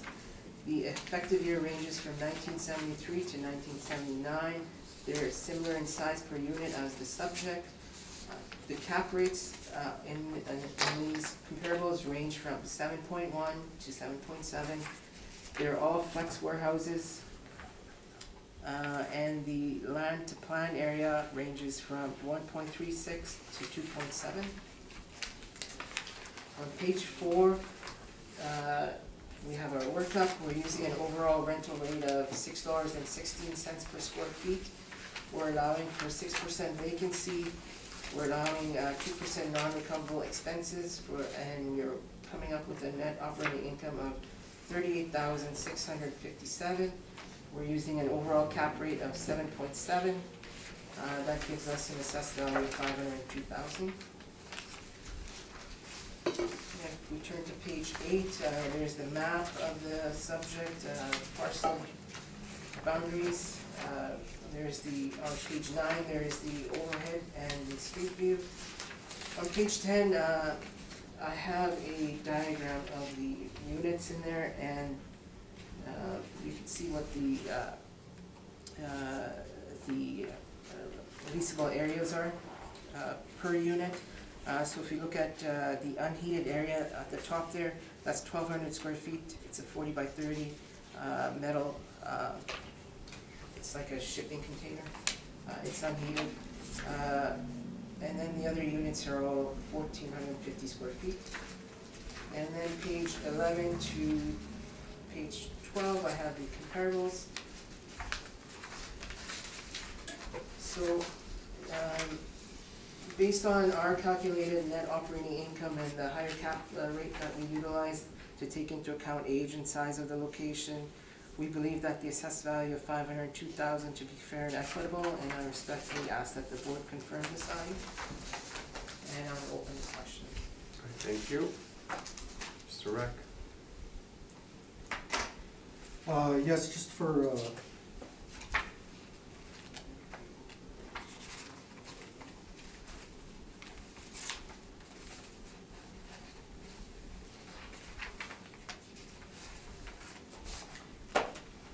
we've gone through these comparables before, suggesting that they, if you look at page 11 and 12, you'll see that all those comparables at Spruce Street and Richard actually had parking and might be in a better building, so I think we've covered that already.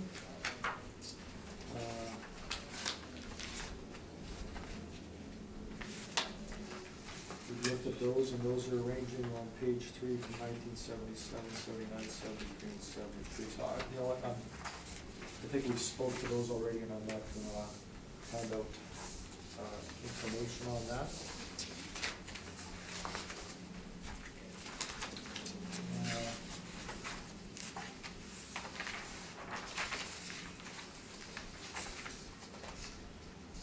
On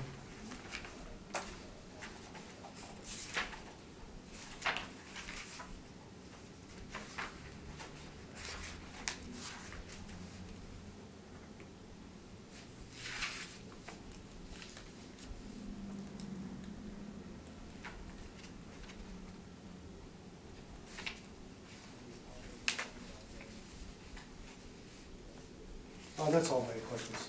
Okay, thank you. Ms. Linkletter? I have no questions, thank you. Ms. Nesbit? Neither do I. Okay, your presentation, Mr. Reck?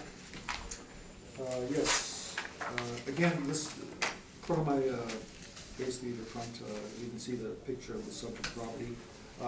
I think I've touched on pretty well everything already. If you turn the page, you'll see what the interior of one of those properties looks like.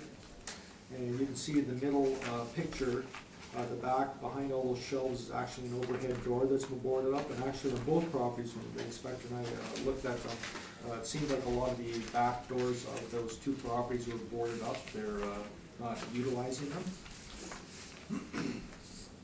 And you can see that if you turn to page 3, that's that metal building. It's the owner uses it for his own personal stuff. There's no heat in it and no insulation, a couple of lights in it. So if you turn to page 4, you'll see actually that property in the last 2 years has gone up 104%, which I think is excessive. And we get the total leasable area for the owner is 6,822 square feet, not 7,092, and that's just for the income expense waiver.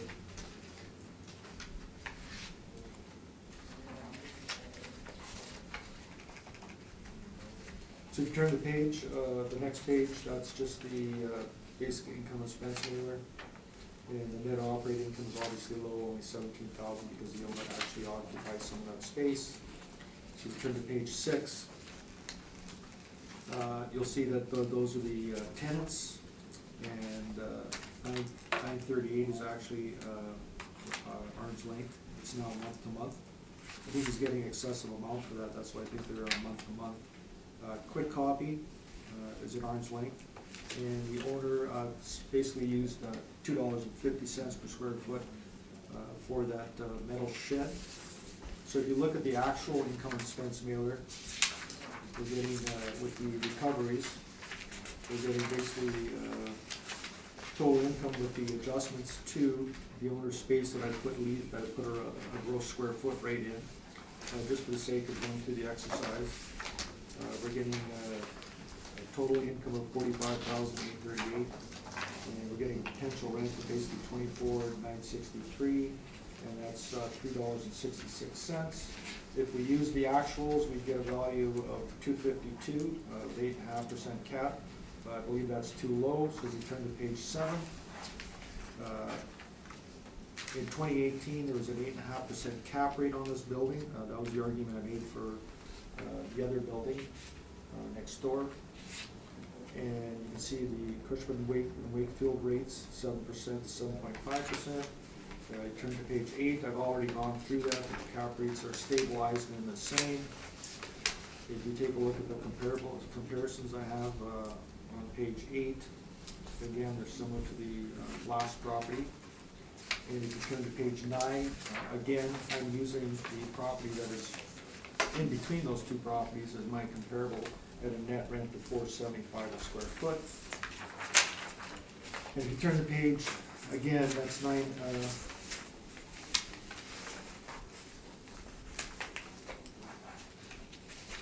Those are the rents from, gross rents from 980 Elgin, the other property.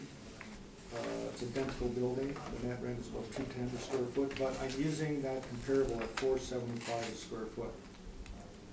I believe that's the market rent for those buildings. Should be more than what the owner's getting. And I've added in $2.50 underneath for 822 square feet, which is that metal building at the back, which is actually a little more than half of the actual rentable space, so I think that's reasonable. And I'm using the 8.5% cap rate, so I'm looking for a value of $313,000, which is actually a 27% increase over 2018, and that's my presentation.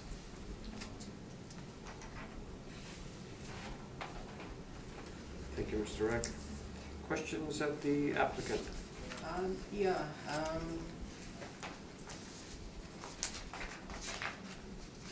So on page 6, your rent roll, the owner is renting 1,500 square feet at $700. Well, that's a number I came up with. Where did you get that number from? Well, I was just looking at the fact that Quick Copy is paying $465. The $960, I believe, is high for that space. So in your... So I just came, in my opinion, I just came up with that value of $560. It's just for an exercise and calculation because I'm not using that in my valuation. I'm actually using a comparable at $475 net a square foot. So it's redundant information, actually. Okay, and again, you're using a cap rate that's higher than the cap rate studies that you've provided? Well, there's always going to be cap rates that are higher and lower than the actual Colliers, because Colliers and Cushman and Wakefield, they use their good buildings. They wouldn't use a sale from this building in their cap rate study. I've talked to Mr. Neufeld, and Mr. Neufeld's brought that up many times, because he does the cap rate studies for Winnipeg. And they would not even include a sale of a property like this to come up with their cap rate study. So the board had this, the actual cap rate on this building in 2018 is 8.5%. And the cap rates, the study that I've shown are actually all the quarters show that the cap rates haven't moved from 2016 to 2018. In fact, I could have provided information today that even 2019, they're still the same. They've basically become stable. So that's why I'm saying that basically if there's an 8.5% cap rate in 2018, then it should be, for 2020, it should be, again, 8.5%.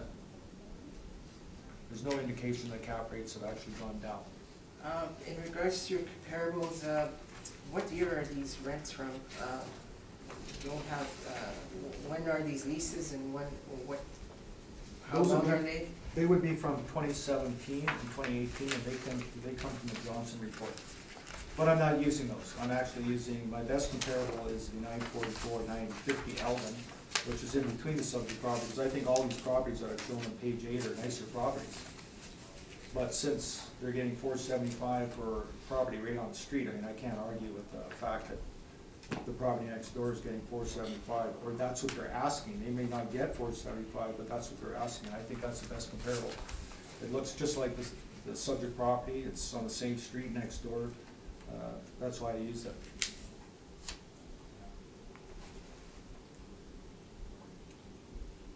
So on your last page, identical building, same third unit down, the net rent is $2.10. Yeah, that's from basically the other element property we just had, the 984. I have no further questions. Thank you. Ms. Linkletter? Just gonna readdress to the city. Yes? On page 2, the applicant's, or page 4, sorry. I'm just wondering, he indicated a percentage change of 104%. I think there was a cut at the board, and then, so that's the board amount, and then there was an increase, a regular increase, so I'm not sure, I haven't looked at the, and I don't know, is this at the muni board also? No. That was my next question. Okay, thank you. Okay. Ms. Nesbitt? This is probably really a minor thing, but on page 4, make a statement, incorrect area, total leasehold 6,822, not 7,092. Assessor uses 7,092 in the calculations, but on the front sheet, it's 7,000. Now, I know the numbers are very minor, but it's inconsistency, so I'm just wondering, what is the square foot? I noticed that also, and so I went to the field form where somebody had gone out and measured it, and that's why I put in my brief the diagram. So that is what I believe the square footage to be. And that, I think, adds up to 7,000. 7,000, yes. But in your calculations, you use 7,092. It's minor, I appreciate, but I'm just wondering, on page 4. Oh, page 4, okay, Yeah. yes, sorry. It's just a minor thing.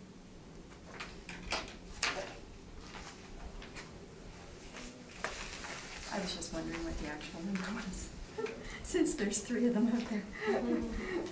Well, the owner has a space and he does a rough measurement, and all he's concerned is, how many dollars is he getting for it? If it's a couple of extra feet here or there, that's neither here nor there. It's just basically that's what he's looking to get for it. Oh, so you're saying is the 6,822 is less the owner's space? Is that what you're saying? So, sorry, I was reading something. It's okay, I'm just trying to understand what the difference in the numbers, that's all. I appreciate that it's gonna make a minor, has a minor effect on value, but when you have 3 different numbers, you kinda wonder which one is the right one. Yeah, I'm using the number basically based on what the owners come up with. You're using what the owners come up with. Right. Thank you. Summation, neither party? None. Okay. We can have a 5-minute break, or you just want to continue on? Your choice. Let's have a fast break. Okay. All right, we'll call a meeting back to order. And we'll go to the last one on the docket, which was 835 Marion Street. So whenever you're ready. Okay, 835 Marion Street, roll number 0603221160. Roll year is 2020. Reference date is April 1st, 2018. And the assessed value is $2,140,000. Parcel use is warehouse industrial. Number of buildings is 5. There's 7 premises. 1 story. Actually, one of the buildings has a story, so maybe it's 1.5 story. Has a mezz. Actual year built ranges between 1944 and 2001. Same with the effective year, ranges between 1946 and 2001. Wall height is 12 feet to 14 feet. It's zone manufacturing heavy. Land area is 201,143 square feet. Plan area is 72,460. Gross floor area is 73,695. Leasable area is 73,464. Land to plan area is 2.78. On the next page, if we turn, the subject does have leases, and they're listed on page 9 and 10. So, page 9, there's the income sent in by the owner, and you can see the rental income is $292,107. On the next page is the rental roll. Sorry, it's hard to see. It's probably hard for you to.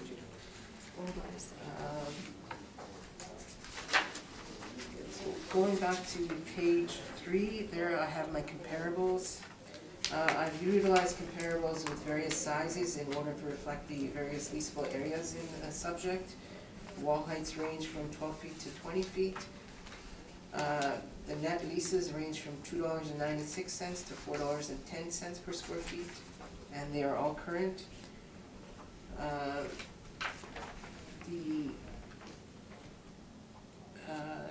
The effective year ranges from 1920 to 1981.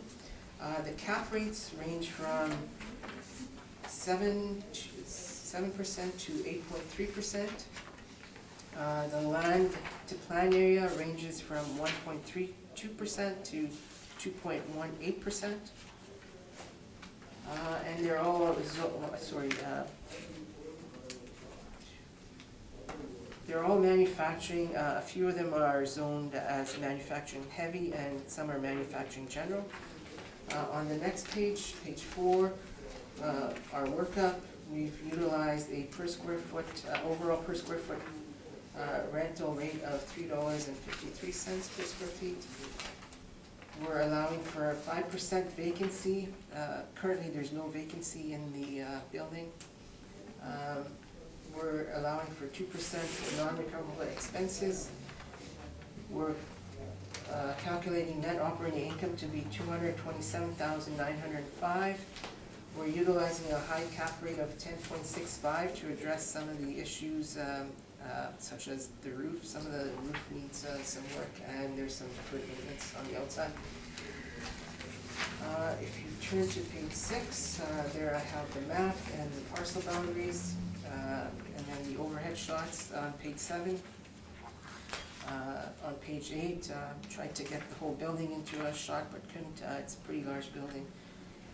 And then on page 11 to 14, I have my comparables.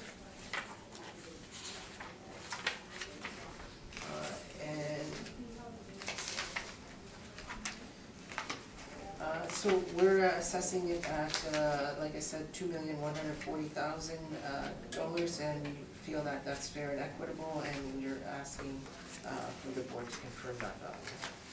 Thank you. I'll get questions. Thank you. Mr. Reck? Yes, on page 1, the listed age is 1944 to 2001. Mm-hmm.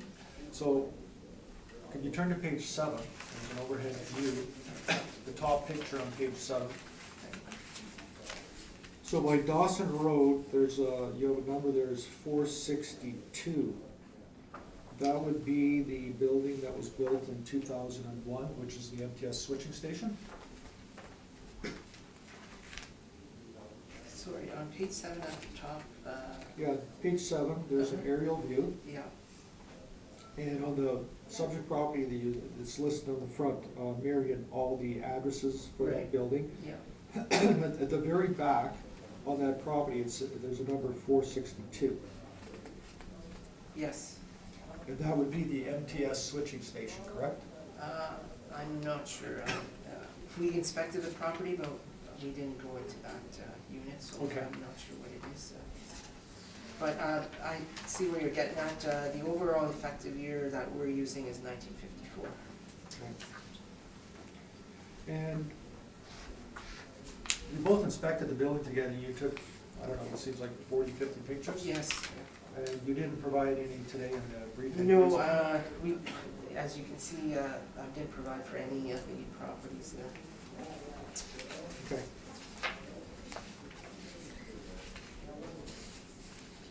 So basically, if you look at the aerial view of the subject property, Let's look at just page 6. We can see the shape of the subject property. There's two basic pieces on there.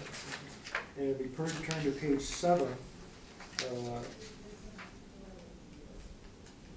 There's about 7 different sections to that property. Okay. Like as you can see at the top. Yeah, there's 7, well, there's 5 buildings and there's 7 premises is what I Okay. understand. And we can see on page 7, that aerial view, that some of the buildings are a flat roof. Some of the buildings, 841 and 847, actually have a curved round roof. And 859 has is like a gable roof, correct?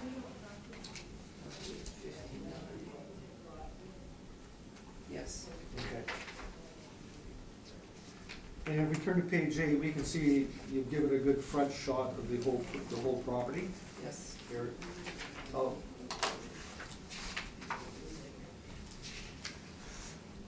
Let's go to your comparables on page 11.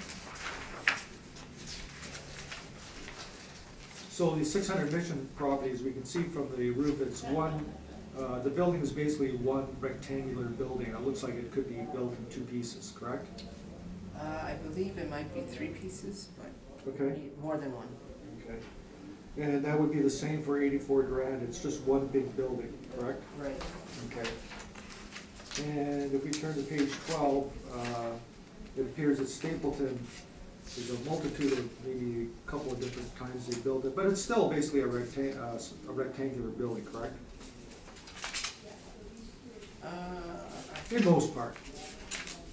Yeah, I think I cut off the picture there. It seems to go up to the top there, so. Okay. And 590 Berry, that would be basically a warehouse that's basically, again, just a rectangular building? Right. Okay. And that would be the same for the next page, 13, 889 Aaron? 889 has been built in stages, there's lots of buildings. Okay. Same with Sargent. The same with Sargent, but they're basically rectangular buildings.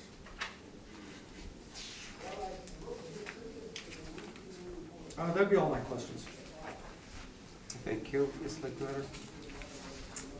Yes, page 1 of your brief, you've got going on your actual year built and the effective year, Right. because you had just stated that you've got an overall of 1954. Right, yes. So, the first question is, why 1954? It seems that's what we're using in our model. And my comparables have those types of buildings, effective year buildings on there also. You inspected the property, Yes. and how did you find the condition? Some were average, there was one that was where the owner had stored some, whatever he was storing, and there's motorbikes and whatnot, they needed a lot of work. The other ones were in decent shape.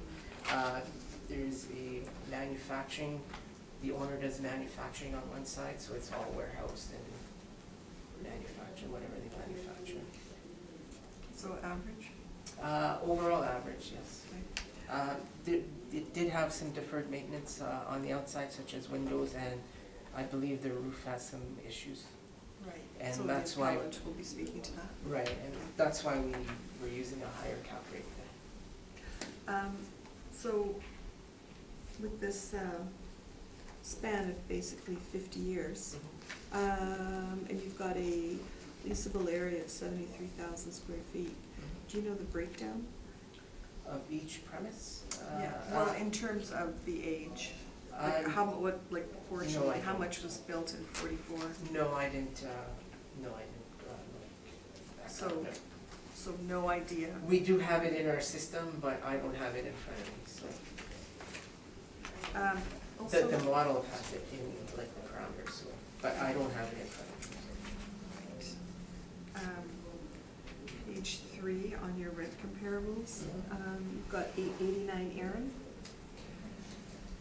Yes, so. at 1920. Do you have a cap rate on that? You listed them out, but I don't know if you. Sorry, 889 Aaron, we have a cap rate of 8.3% on that.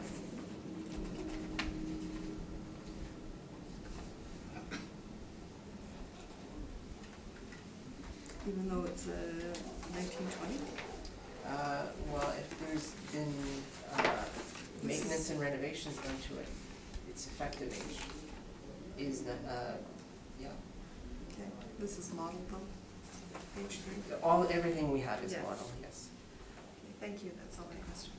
I thank you. Ms. Nisbet? No, I have no questions. I have none either, so Mr. Reck, your presentation. Just some pictures of the front of his Okay. comparables, which is quite important.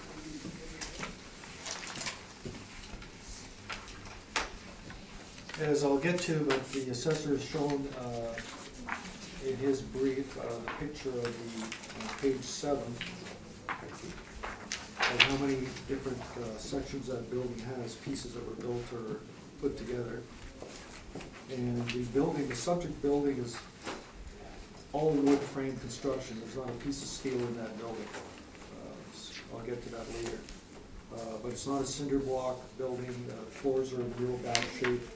It's all wood. I actually pointed out to the assessor when we walked in one of the units that the walls are, in parts of that building are like a foot thick, but that's a complete wood frame building. So if you look at the assessor's comparables on Mission there, which isn't too far from the subject, it was built in 1970, and he's using two pieces, two tenants in there. Basically 1,200 square feet at $4 and 14,000 square feet at $364. That's a concrete block, steel frame building. So you go to number 2 on the bottom, 94 Durant Street, 6186 square feet at $4. That was built in 1981. So now we got 1970, 1994, 1981. That's actually a flex warehouse that has loading docks all through the back. Definitely a nicer building. Better location. You turn the page, you got 33 Stapleton, which just is off Marin Street, and that was built in 1961, but actually on the bottom there you can see that there was some renovations going on to, I guess, the part of the building that's now going to be a office space, and they have drive-in for semi-trailers. You can park a trailer right inside the building. If you turn the next page, again, it's a concrete block and steel frame brick exterior built in 1957. And you can see that's definitely a superior building to the subject property. It appears it has been renovated on the outside. Large office space across the entire front of the building. And that's one large building, as we've seen the overhead pictures of. If you turn to the next page, you'll see 889 Erie Street. And going through it, at the very bottom there, the assessor is using that warehouse portion, I believe is that 90,000 square foot at 296.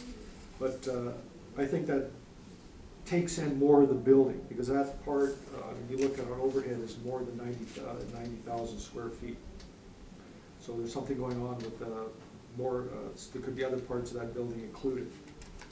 If you turn the page, you'll get built in 56, basically 1834, is that Sergeant?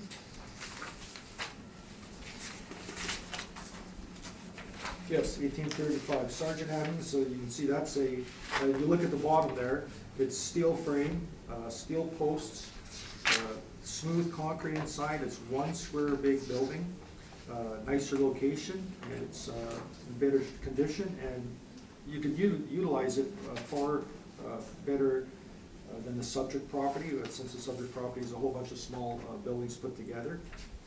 If you turn the page, you'll get 975 Logan at 26,000 square feet at $4. That's 1950. Concrete block, steel frame construction with metal exterior. And the poorest of all assessors comparables is 1,000 Henry at $3.50. But again, it's a concrete block building, and it's basically it's wide open, so you can utilize the space better. And that's all I wanted to present.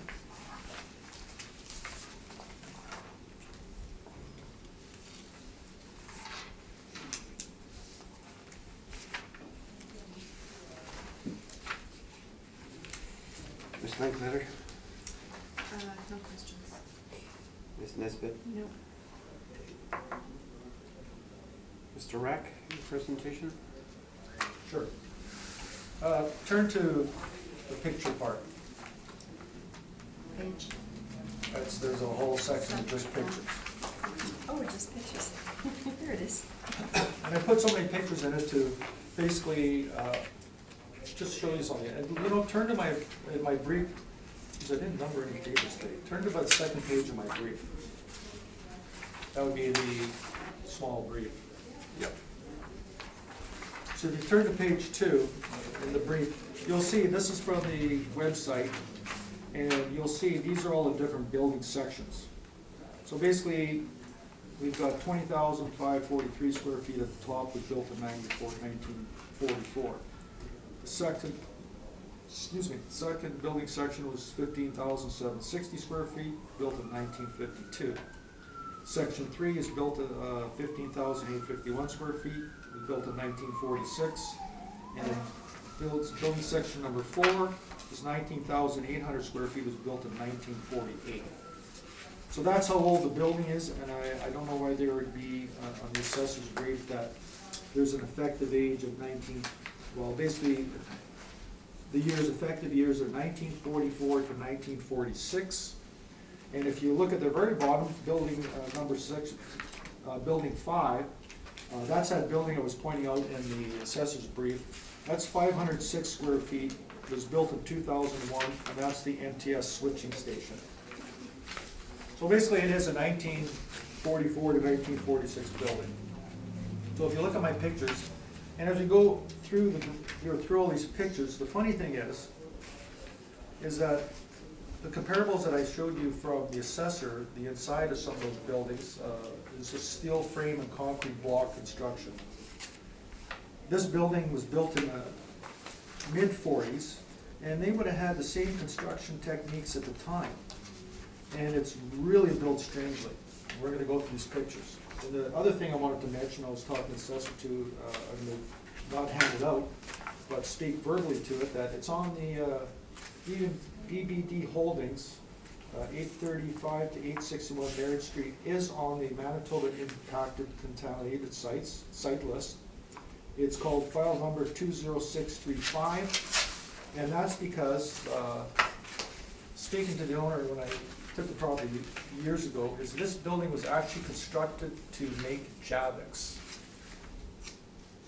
That's what the building was first built for. And that would maybe explain why there's so many different sections of the building with different heights and that, which I'm assuming they made big tanks to make the chemical in. But if we go to page 1 of my pictures, is the owner has spent some money on the roof, but there's about $250,000 left to replace all the roof. So you can see the top picture there, that's the, oh, you know what, to make it even easier, take my brief, and on the last page, rip it off. And that's a diagram with all the addresses. So if you keep that on front of you on the top, you'll basically get a better idea of what's going on. So the building we're looking at, the first top page, is basically 835 on your left, and the small little portion of the front is the B section, so it's 835B. So that's a standalone section, building. So you can see on top of the roof, all those black lines is where the owner continuously has them patched. So he's continuously, every year he has to kind of do some kind of patching here and there. So now in the middle picture, on your right is that little second story retail office space. That's been repaired because it's not bad space. And on the left, where Eurocraft does all their manufacturing, that roof was replaced. And if you go down below to the last picture, that's actually shingled, and that roof on that long roof was replaced.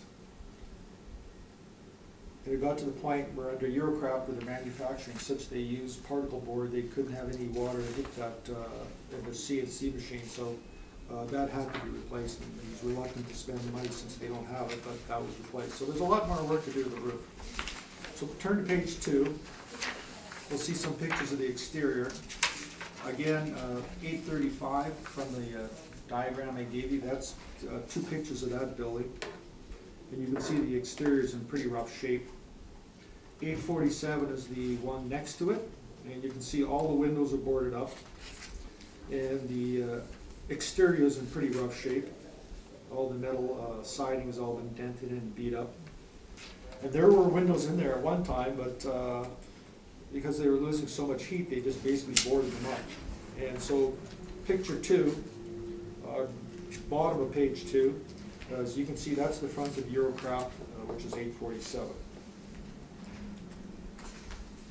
So if you turn the page, this is the inside of 847 Eurocraft. You go in that door, basically, that you can see on the top picture, and when you walk in, this is their little showroom, and you'll notice that the showroom actually has a squiggly designed step-up floor, and that's designed that way because the concrete underneath that is in such bad shape and so uneven that the only way the owner could use that space is actually put stringers across the concrete floor so you had a level area, and that's why there's a step up there, because that's, the concrete was in such bad shape. So if you turn the page 4, we're still in 847.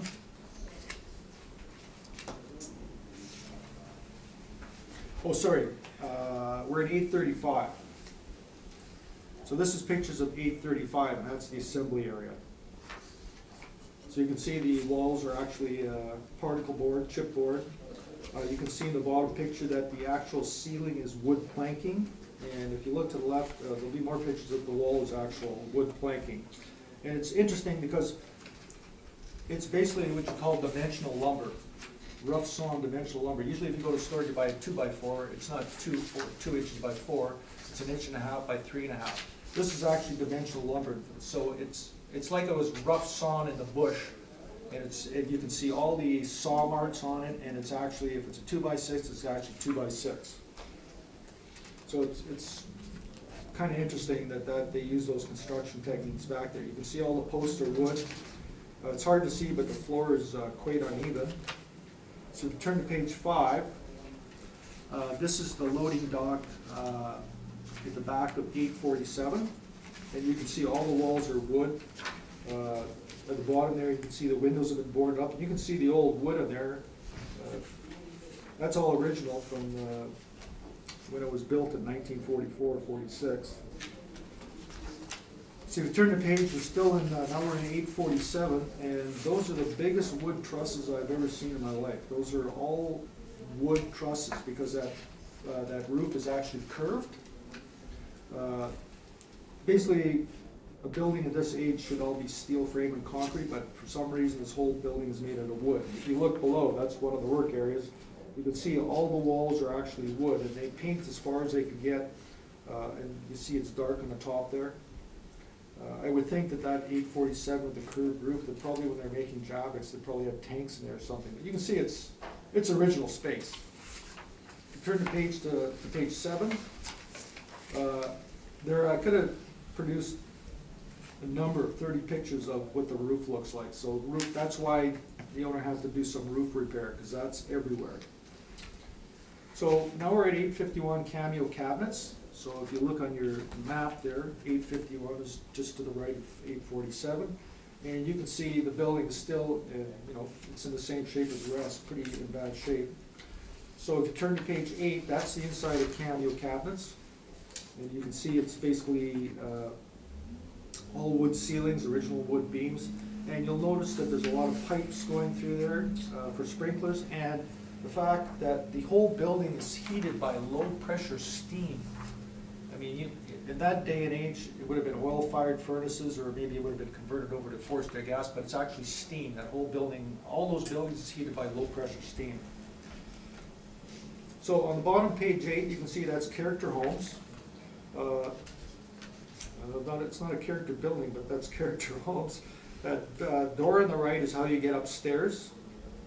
And you can see it's not in very good shape from the outside of that building.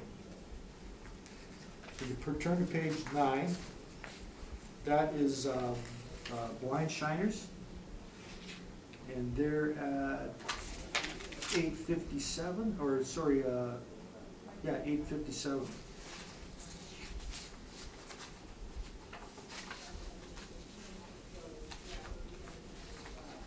So they've actually, I mean, the ceilings are pretty rough, but they've done some work inside for their little showroom. And you can see in the back space there, again, it's got just a little, it's got an overhead door. The ceilings are still wood and the posts are wood. So that's original space. If you turn to page 10, that's character homes, which is basically 855 on your map. So that's the little part of the building on the top, two-story part. So it's just a little tiny spot where basically you come to a showroom to, I mean, he's actually a home builder. And new leak, I found when I went in there for the last time, and that's at the main entrance, so there's a new leak in that building. So as soon as you walk in the door, before you go up the stairs, you can see all the drywall, the taping is coming off. So that's a new leak he has to fix. So turn to page 11, that's actually at 855, that's their shop, just below that, that little office on the second floor. And you can see again, it's actually the wood walls, original wood ceiling, and actually on the bottom floor, the bottom space, that's actually plywood floors. So they actually went in and to make it level, again, they put some stringers down and that's all wood flooring, so it doesn't have concrete flooring in that part of the building. And if you turn to page 12, this is common when you're going from building to building. As you'll see on the right there, the first picture to the top, there's a ramp to the overhead doors because the floors are so even. And you look before that ramp with the stains on the floor. That is the original plank wood flooring. So part of that space has been covered up with plywood, and this is actually the wood floor, the original wood floor. And some of the building has wood floor, and some of the building has concrete floors. So then we go down to 857, that's kitchens today. And again, you can see the exterior is not the fanciest, it's pretty beat up. So turn to page 13, and they basically sell kitchen cabinets. And this is a space they've been working on for months, and they still don't have it up. It's a storage in the back, and we'll get to that. And you'll see as you walk in the entrance, they actually poured a little pad because the floor was so uneven, so now you got this little step going down into the showroom area. They're putting these stones down. Again, it's the same thing as when you go from one unit to the next, there's always areas that the floors are totally uneven. So turn to the next page,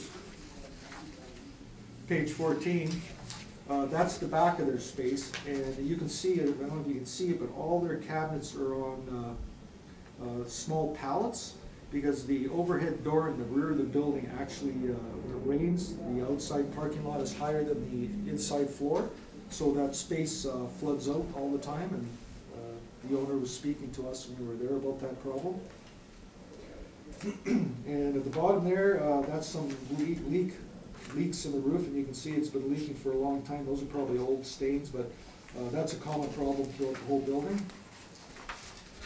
You turn to page 15. That's a ramp that they built at the back of the building with the overhead doors. Again, different levels of concrete. And on the bottom there, that's one of the typical 1944-46 steam heat units that heat the space, low pressure steam.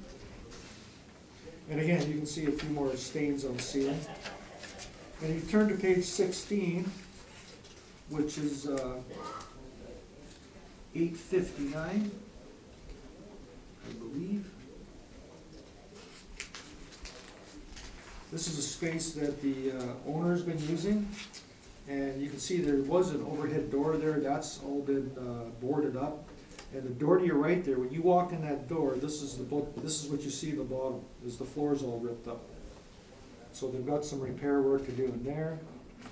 And if you turn the page again, that is another area at the front of the building, just when you walk in the front door, just left of it. So you can see they've cut out the floor joist, and they're doing some repairs in there. And that's the same picture below there. You can see it's steam heat. So I don't know if it was a floor sagging issue or whatever, but they're gonna have to fill out with gravel, and they actually are gonna plan to use concrete to fill it in. So page 18, that's the rest of that space at the back that using for storage for the owner and some friends of his, since they're not able to rent it out presently. And then at the bottom there, that's SG Bennett Marketing, which is actually 861 on the map. And that's the nicest space probably overall in the whole totality of the property, as far as one space being, most of the spaces, character homes and blind shiners and that. They have like a work area and then an office area. Bennett is actually all pretty much office and workspace, although those are original concrete floors. There's no real ceiling finish, but that's probably the nicest space in there, and they pay the highest rent. And you can see in the bottom, that's a typical window on the front of the building. So you can see those windows are in pretty bad shape. They put some plywood on, that's rotted out, and all the casings and the moldings are on. All the doors are the same. Turn to page 20. There's another picture of the window on the sides. They're all rotting out. And then we have, this is a transition on the bottom picture inside. There's different transition places in various units. And this is within Eurocraft space that there's actually a concrete step up for repairing the floors. And if you turn to page 21, you'll see some more transitional spaces in the floor in the building, and you'll see that original floors have been, plywood's been nailed over it, and you'll see in the bottom, the top picture, the bottom, that's actually the original planking wood floor in that particular space. And again, at the bottom, there's another transition. You can see concrete to wood floor. And if you turn to page 22, you'll see a vintage original steam heater on the top, round. And at the bottom, that's very common to have leaks everywhere.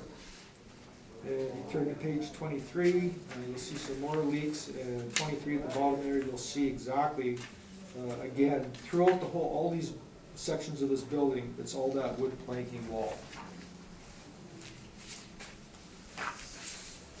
So that should give you a pretty good idea of the space. So we'll go to my brief. And we can see here, for some reason in 2014, went up 51%, 2016 it went up 40%, 2018 the board actually reduced it first time, down from 2.4 to 1.6, and in 2020 it went up 32%. And the other thing is, I talked to the assessor, but I won't hand it out. Oh, I spoke to the contamination already. So at the bottom there's a little picture. Turn the page, you'll see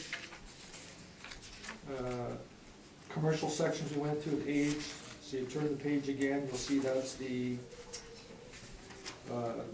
breakdown of the city, how they assessed the property. It went up 32%. If you turn the page again, you'll see the potential income for the property is actually $292,107 in the 2017 I&E.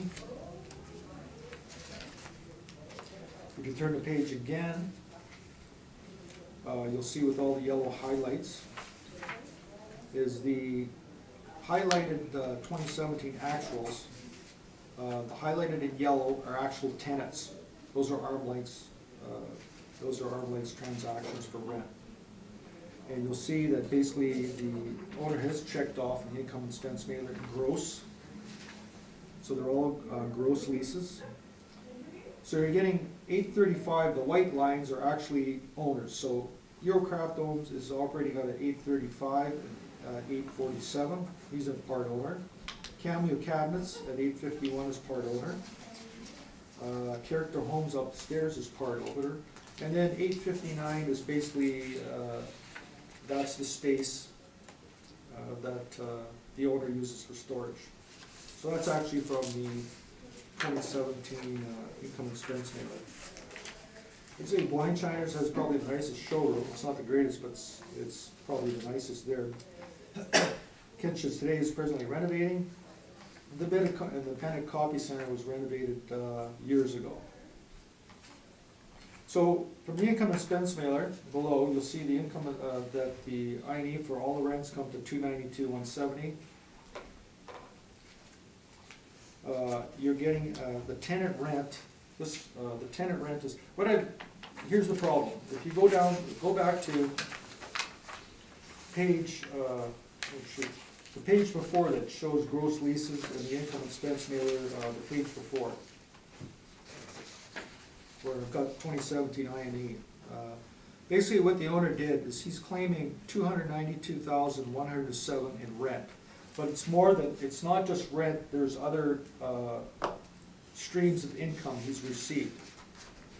So basically, you can turn the page again to where I have all the yellow highlighted, is that basically I've taken that I&E rent of $292,170. Okay, no, actually you can see from the tenants, the actual paying of the tenants, it comes out to $261,840 rent per year, total rent per year gross. So that's a difference of $30,267. So what is in that $30,267 is basically he's got parking income. There's a whole bunch of milk trucks. There's 2 milk trucks for one particular operator. He's paying $1,800 to $1,800 a year. There's another milk truck pays $9, and another milk truck pays $9.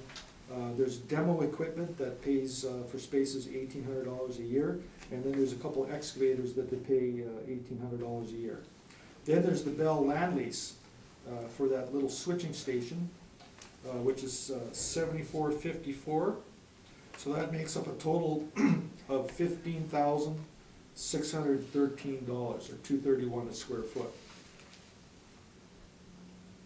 And $231 a square foot is it overall. So if you turn the page, I've done some market adjustments, and this is the last page.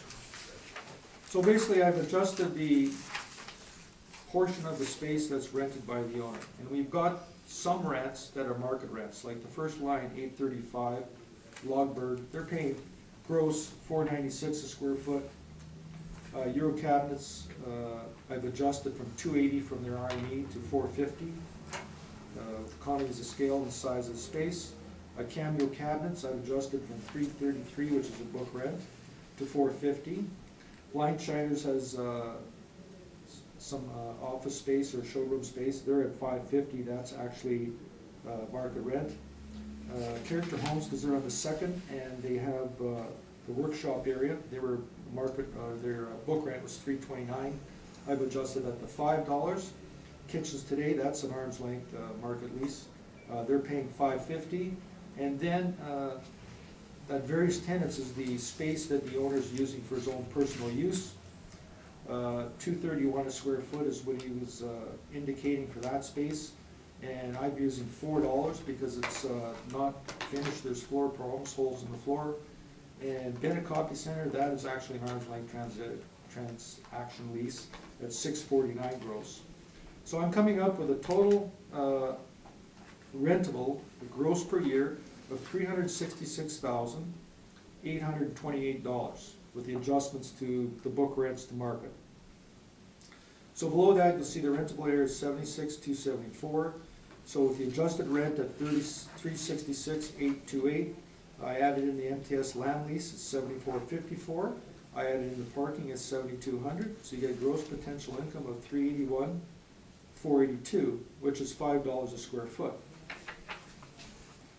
So total expenses per the income expense mailer are $167,762, and that gets the expenses per square foot at $220. So the potential income is $213,721, or $280 net per square foot. So I'm using $280 net per square foot on the bottom. So leasable area is $76,274 at $280. Then you're getting 5% vacancy loss, expenses at 2%, shortfall at $375, and the capitalization rate at $10.65% for the capitalization. So I'm looking at a value of $1,734,000.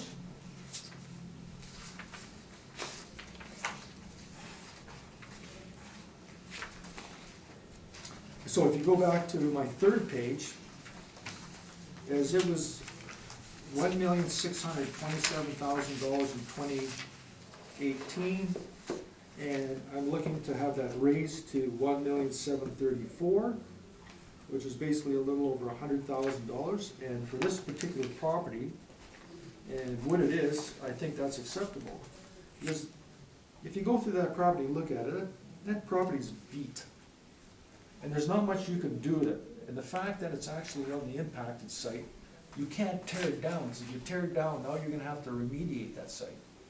Don't wanna do that. Being a jobs factory, and you know what, I'm looking around, there are no comparables for this property. It wasn't for the fact that there's some leases in there, there's basically no comparables whatsoever anywhere for that property. They just don't exist, there's nothing, I haven't seen anything built like that before. And, shoot.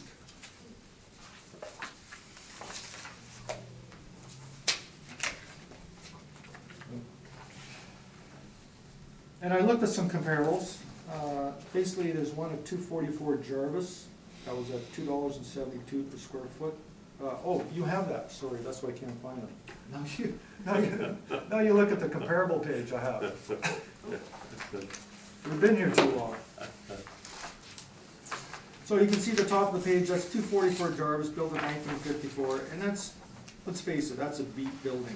And it's similar to the subject property, so they're getting a net rent of $272. Now, if you go up a bit, 675 Washington, 39,000, they're getting $375 a square foot, but you can take a look at that building, it's a lot nicer than the subject. And then from the assessor's brief, 1,000 Henry, 30,000 square feet at $350, and that again is a nicer building, that's a concrete block steel frame building. Now, if you turn the page, here we go. Sale at 813 to 831 Henry, 1928. Now that building looks kind of like the subject, I would say. That sold for $8.48 a square foot in November 2016. I couldn't find the interior pictures, but actually there's spaces in there that are hardwood floors and they're not bad. So that would mean on the subject at 73,464 square feet, the subject would be worth, at that sale price, $623,000. If you go down to Main Street, 981 Main, I mean, it's a smaller building, but it's sold for $21.10 a square foot, built in 1947. I've been in that building many times, because I used to buy motorcycle parts out of there, and when they were closing, they had a big fire sale. That would make the subject building worth $1.5 million. Now, if you go down and you want to get into the $2 million range of what a property could worth, like the assessor has, saying it's worth $2,140,000, let's take a look at 1586 Wall, 1956, 69,696 square feet, sold in July for $31.57. That would come out to $2,319,000. Now, you can take a look at that building, and if you think the subject property would be worth what the assessor's saying it's worth, and when you got a comparison like Wall Street, it's far superior building, obviously. I mean, just look at it. How can the subject property be worth that much? So if you turn the page, you're getting 9 to 11 Higgins, built in 1971. They've got 23,000 square feet. They're asking $350. You can see the back of the building. It's an older building. So they're asking $350, and that has to do with the office space and the basic warehouse space. If you got 575 Barry, there's 113,000 square feet at $395. Now, that's a lot nicer than the subject property. And then you got 47 Gomez, the last on the bottom of the page. If you turn the page, that's 47 Gomez. And they're basically getting $3.40 net out of that place. I know because that's one of my properties. So if you're looking at the dollars that they're getting, and for what I'm looking to get for the condition of the building and the type of building it is and its age and condition, and the fact that it's a whole bunch of different pieces, I'm looking at $280 a square foot. That's not far from what these other nicer buildings are getting. So I think I'm being more than reasonable. And the last one is from one of the assessor's briefs, that they basically are 21,000 square feet, they're getting $393 a square foot. So I mean, those are higher rents than what I'm asking for, but I think there's a reason why they're higher for the quality of the building. And I think I'm not being unreasonable when you're looking at this building. I mean, if anything, it shouldn't even be going up in value. But I'm asking for a slight increase. And that's my presentation. Right, thank you. Questions? Just a couple. You said it was owner operated, part of it is owner occupied. Yes, if you look on, I apologize I didn't number these, but we'll go backwards. From the back, you open up the last page. Right, okay, so. So basically, on the last page at the top, the ones that are in yellow are actually arm's length. Okay. Eurocraft is the owner, that's who we went around with, that was the fellow we walked around with. Cambio Cabinets is a part owner, and then Character Homes Today that we went into on the second floor. He owns part of that building. And then the various tenants is where they were storing his own personal items. So those are all from the INE, they're all book rents, so basically I adjusted to what I thought would be market. So about 55,000 square feet is owner occupied, about 72% of the building. I'll take your word for it. Okay.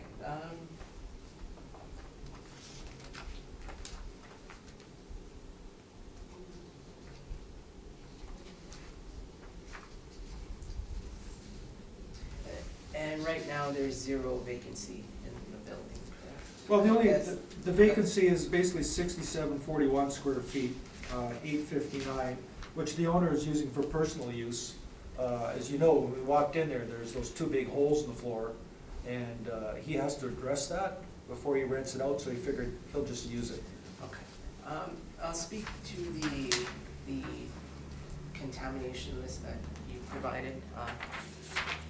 So I didn't have a chance to look at this because I just received it, but it's on the list, but it's in 2012. Is there a recent list? You could pass it out if you like.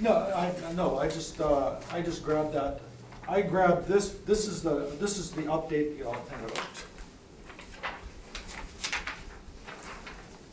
I grabbed that from the 2019 list, but the I top. was just on the 2019 list yesterday, and the last one came out November 11th, Mhm. or 12th, but this is from 2012, so I'm just wondering why the 2012 was provided, not the most recent one. Well, the bottom is the most recent. It's just when I clicked on the sites, I just wanted to grab, this is like the PDF that is right on you when you Google search.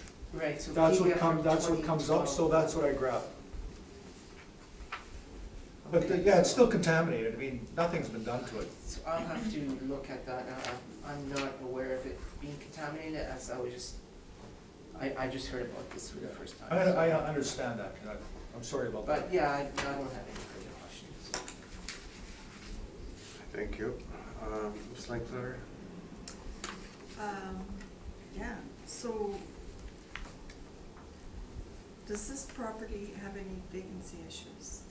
Or are these long time? No, people, as you saw those 2 places, the blind place is new, and the cabinet place is new. So basically, for the price that you pay for the spot and the condition of the spot, is what you're getting people that are moving from maybe a little tiny place out of their basement or Right. out of somewhere, and they've kind of made the first leap into an actual building. And that's the kind of tenants you get. They might be there for a couple of years, a lot of times everything's month to month, but they might be there for 3 or 4 years, and then if the business does well, they move up to a better building. If the business doesn't do so well, they leave. So yeah, I mean, if you look at my last page, that Logberg, they're new tenants. Blind Shiners, I think they moved from a different part of the building. Kitchens Today is a new, actually Blind Shiners is a new, they're new. Let me just double check the rent.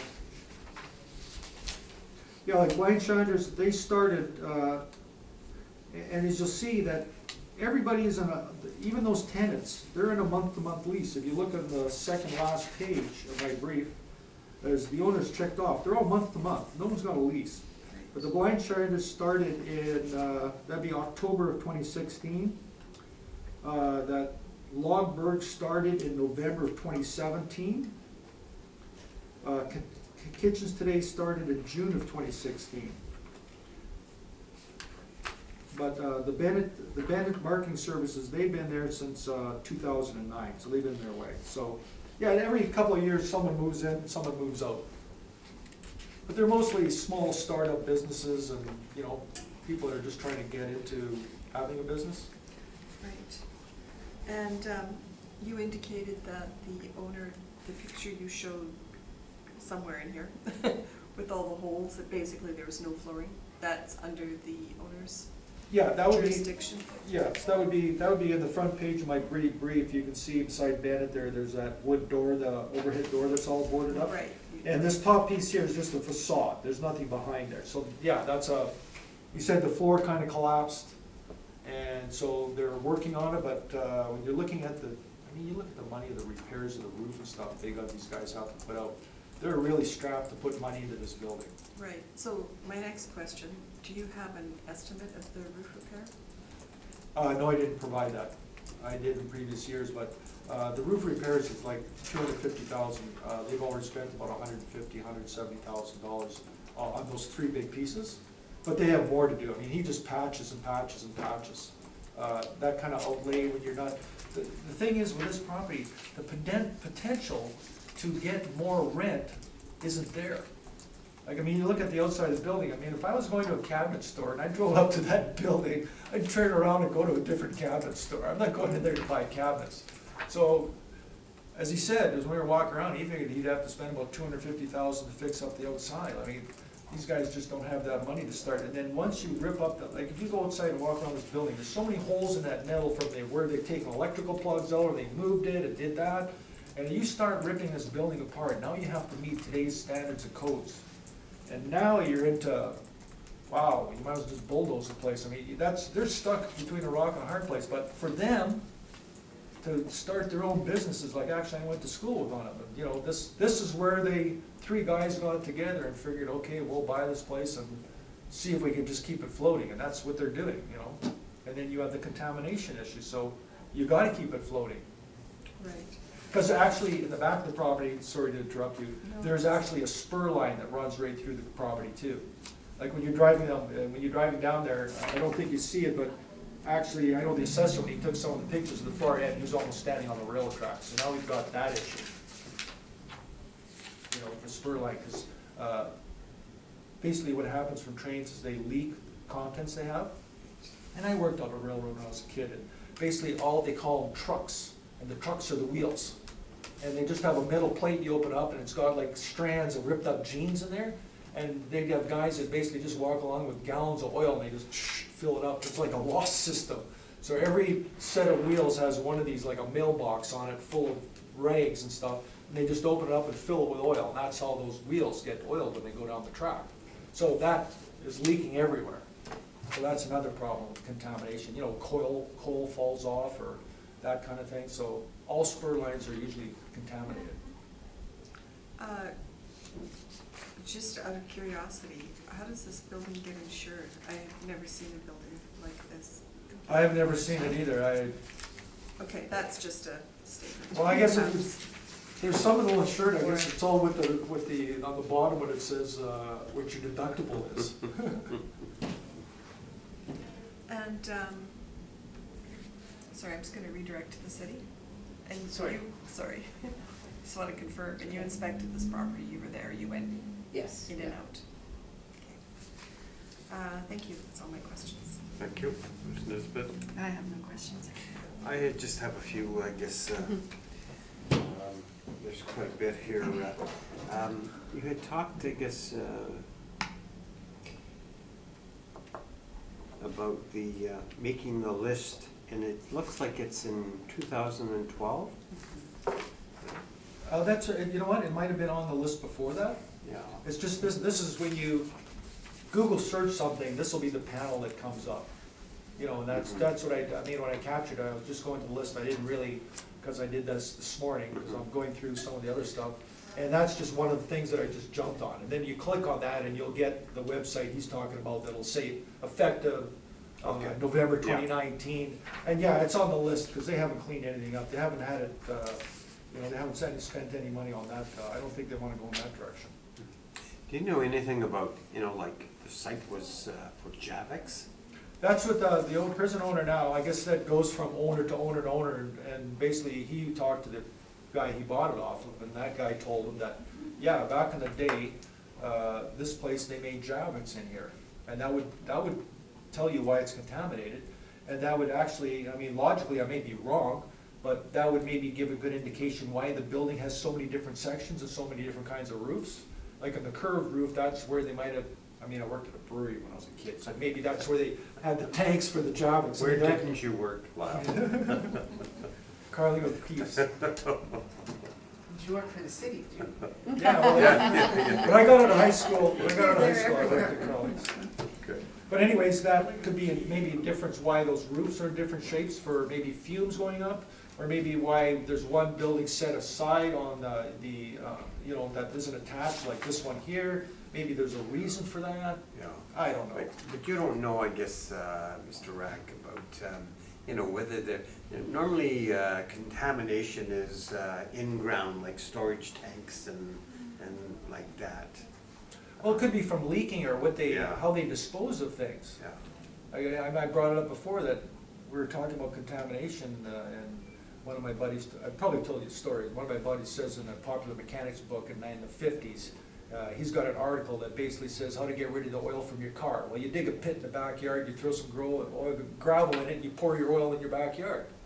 And you know, I've had some gas stations that are contaminated where the guys just, I mean, back in the day, we just abused the planet. I mean, there's just things we just did we shouldn't have been using. I mean, back in the days, they used motor oil on gravel roads to keep the dust down. Mm-hmm. So they're here pouring, they're going miles and miles down gravel roads pouring oil everywhere. So I'm just thinking it's probably bad practices back in the days that who knows what they did. Maybe they just opened a spigot and poured Javits chemicals everywhere. I don't know. That's a story. I mean, Okay. I don't have any proof of Okay. that, but that's what Yeah. I've been told. But it is on the list, so, yeah. Yes. One other thing is the square footage. You guys are off the cities at, you know, a different figure than you are. You're higher. So, I'm higher than the city? yeah. Well, I'm using what the owner's telling me. That's what he's using, and that's how he's. So, I mean, there's a discrepancy like about 3,000 square feet. I don't have a problem with 3,000 square feet. I mean, if the owner's putting that in his income expense mailer, even if he's renting it and it's not the size he says, he's getting that money for it. So it works out in the end as far as per square foot. And you don't have a problem in regards to the cap rate?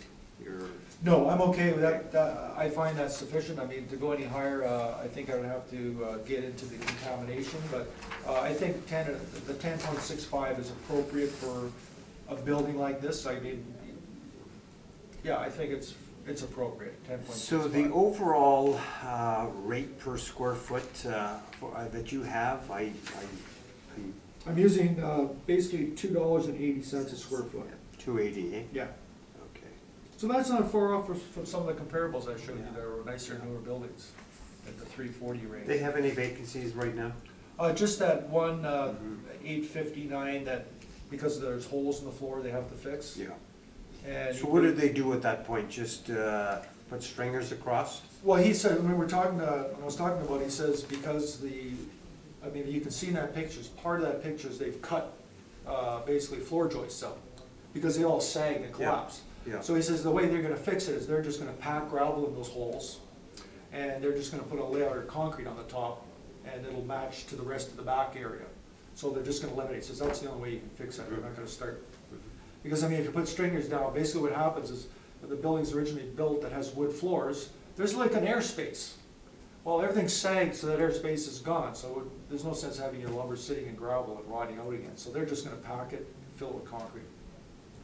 But the owner has storage in it right now. Yeah, he's There's using it for- motorcycles. Yeah, I didn't deny that, I brought that up, he's using it for personal storage, but he will take that storage out once he fixes those spots, because, I mean, as he says, he walks around there, he goes, I let so-and-so in here, he says, look, it just drops it anywhere, it just parks that anywhere. You know, everybody, I guess, once you know you got storage, everybody's banging on your door to use it. So this also was at the municipal board for 14 and for 16, Yes, and because of the large increase, probably, but not 18. yeah, yeah. I got my number in 18. Yeah, I see that. Okay. Just one other question. You talked about the heating to the building. Yeah. And what was the It's word? forced Forced No, air, no, steam? It's No. low pressure Yeah. steam. Yeah, Low but I pressure. noticed, I guess, the, it almost looks like gas. They do look like gas, Okay, but we were there with the assessor, and the owner said, no, those are steam, but They're that's what they steam. looked like back in the, well, because they have a little fan in them. okay. So instead of just being radiant, like, there's one picture that has rads in it like a house on the wall. Well, that's radiant heat.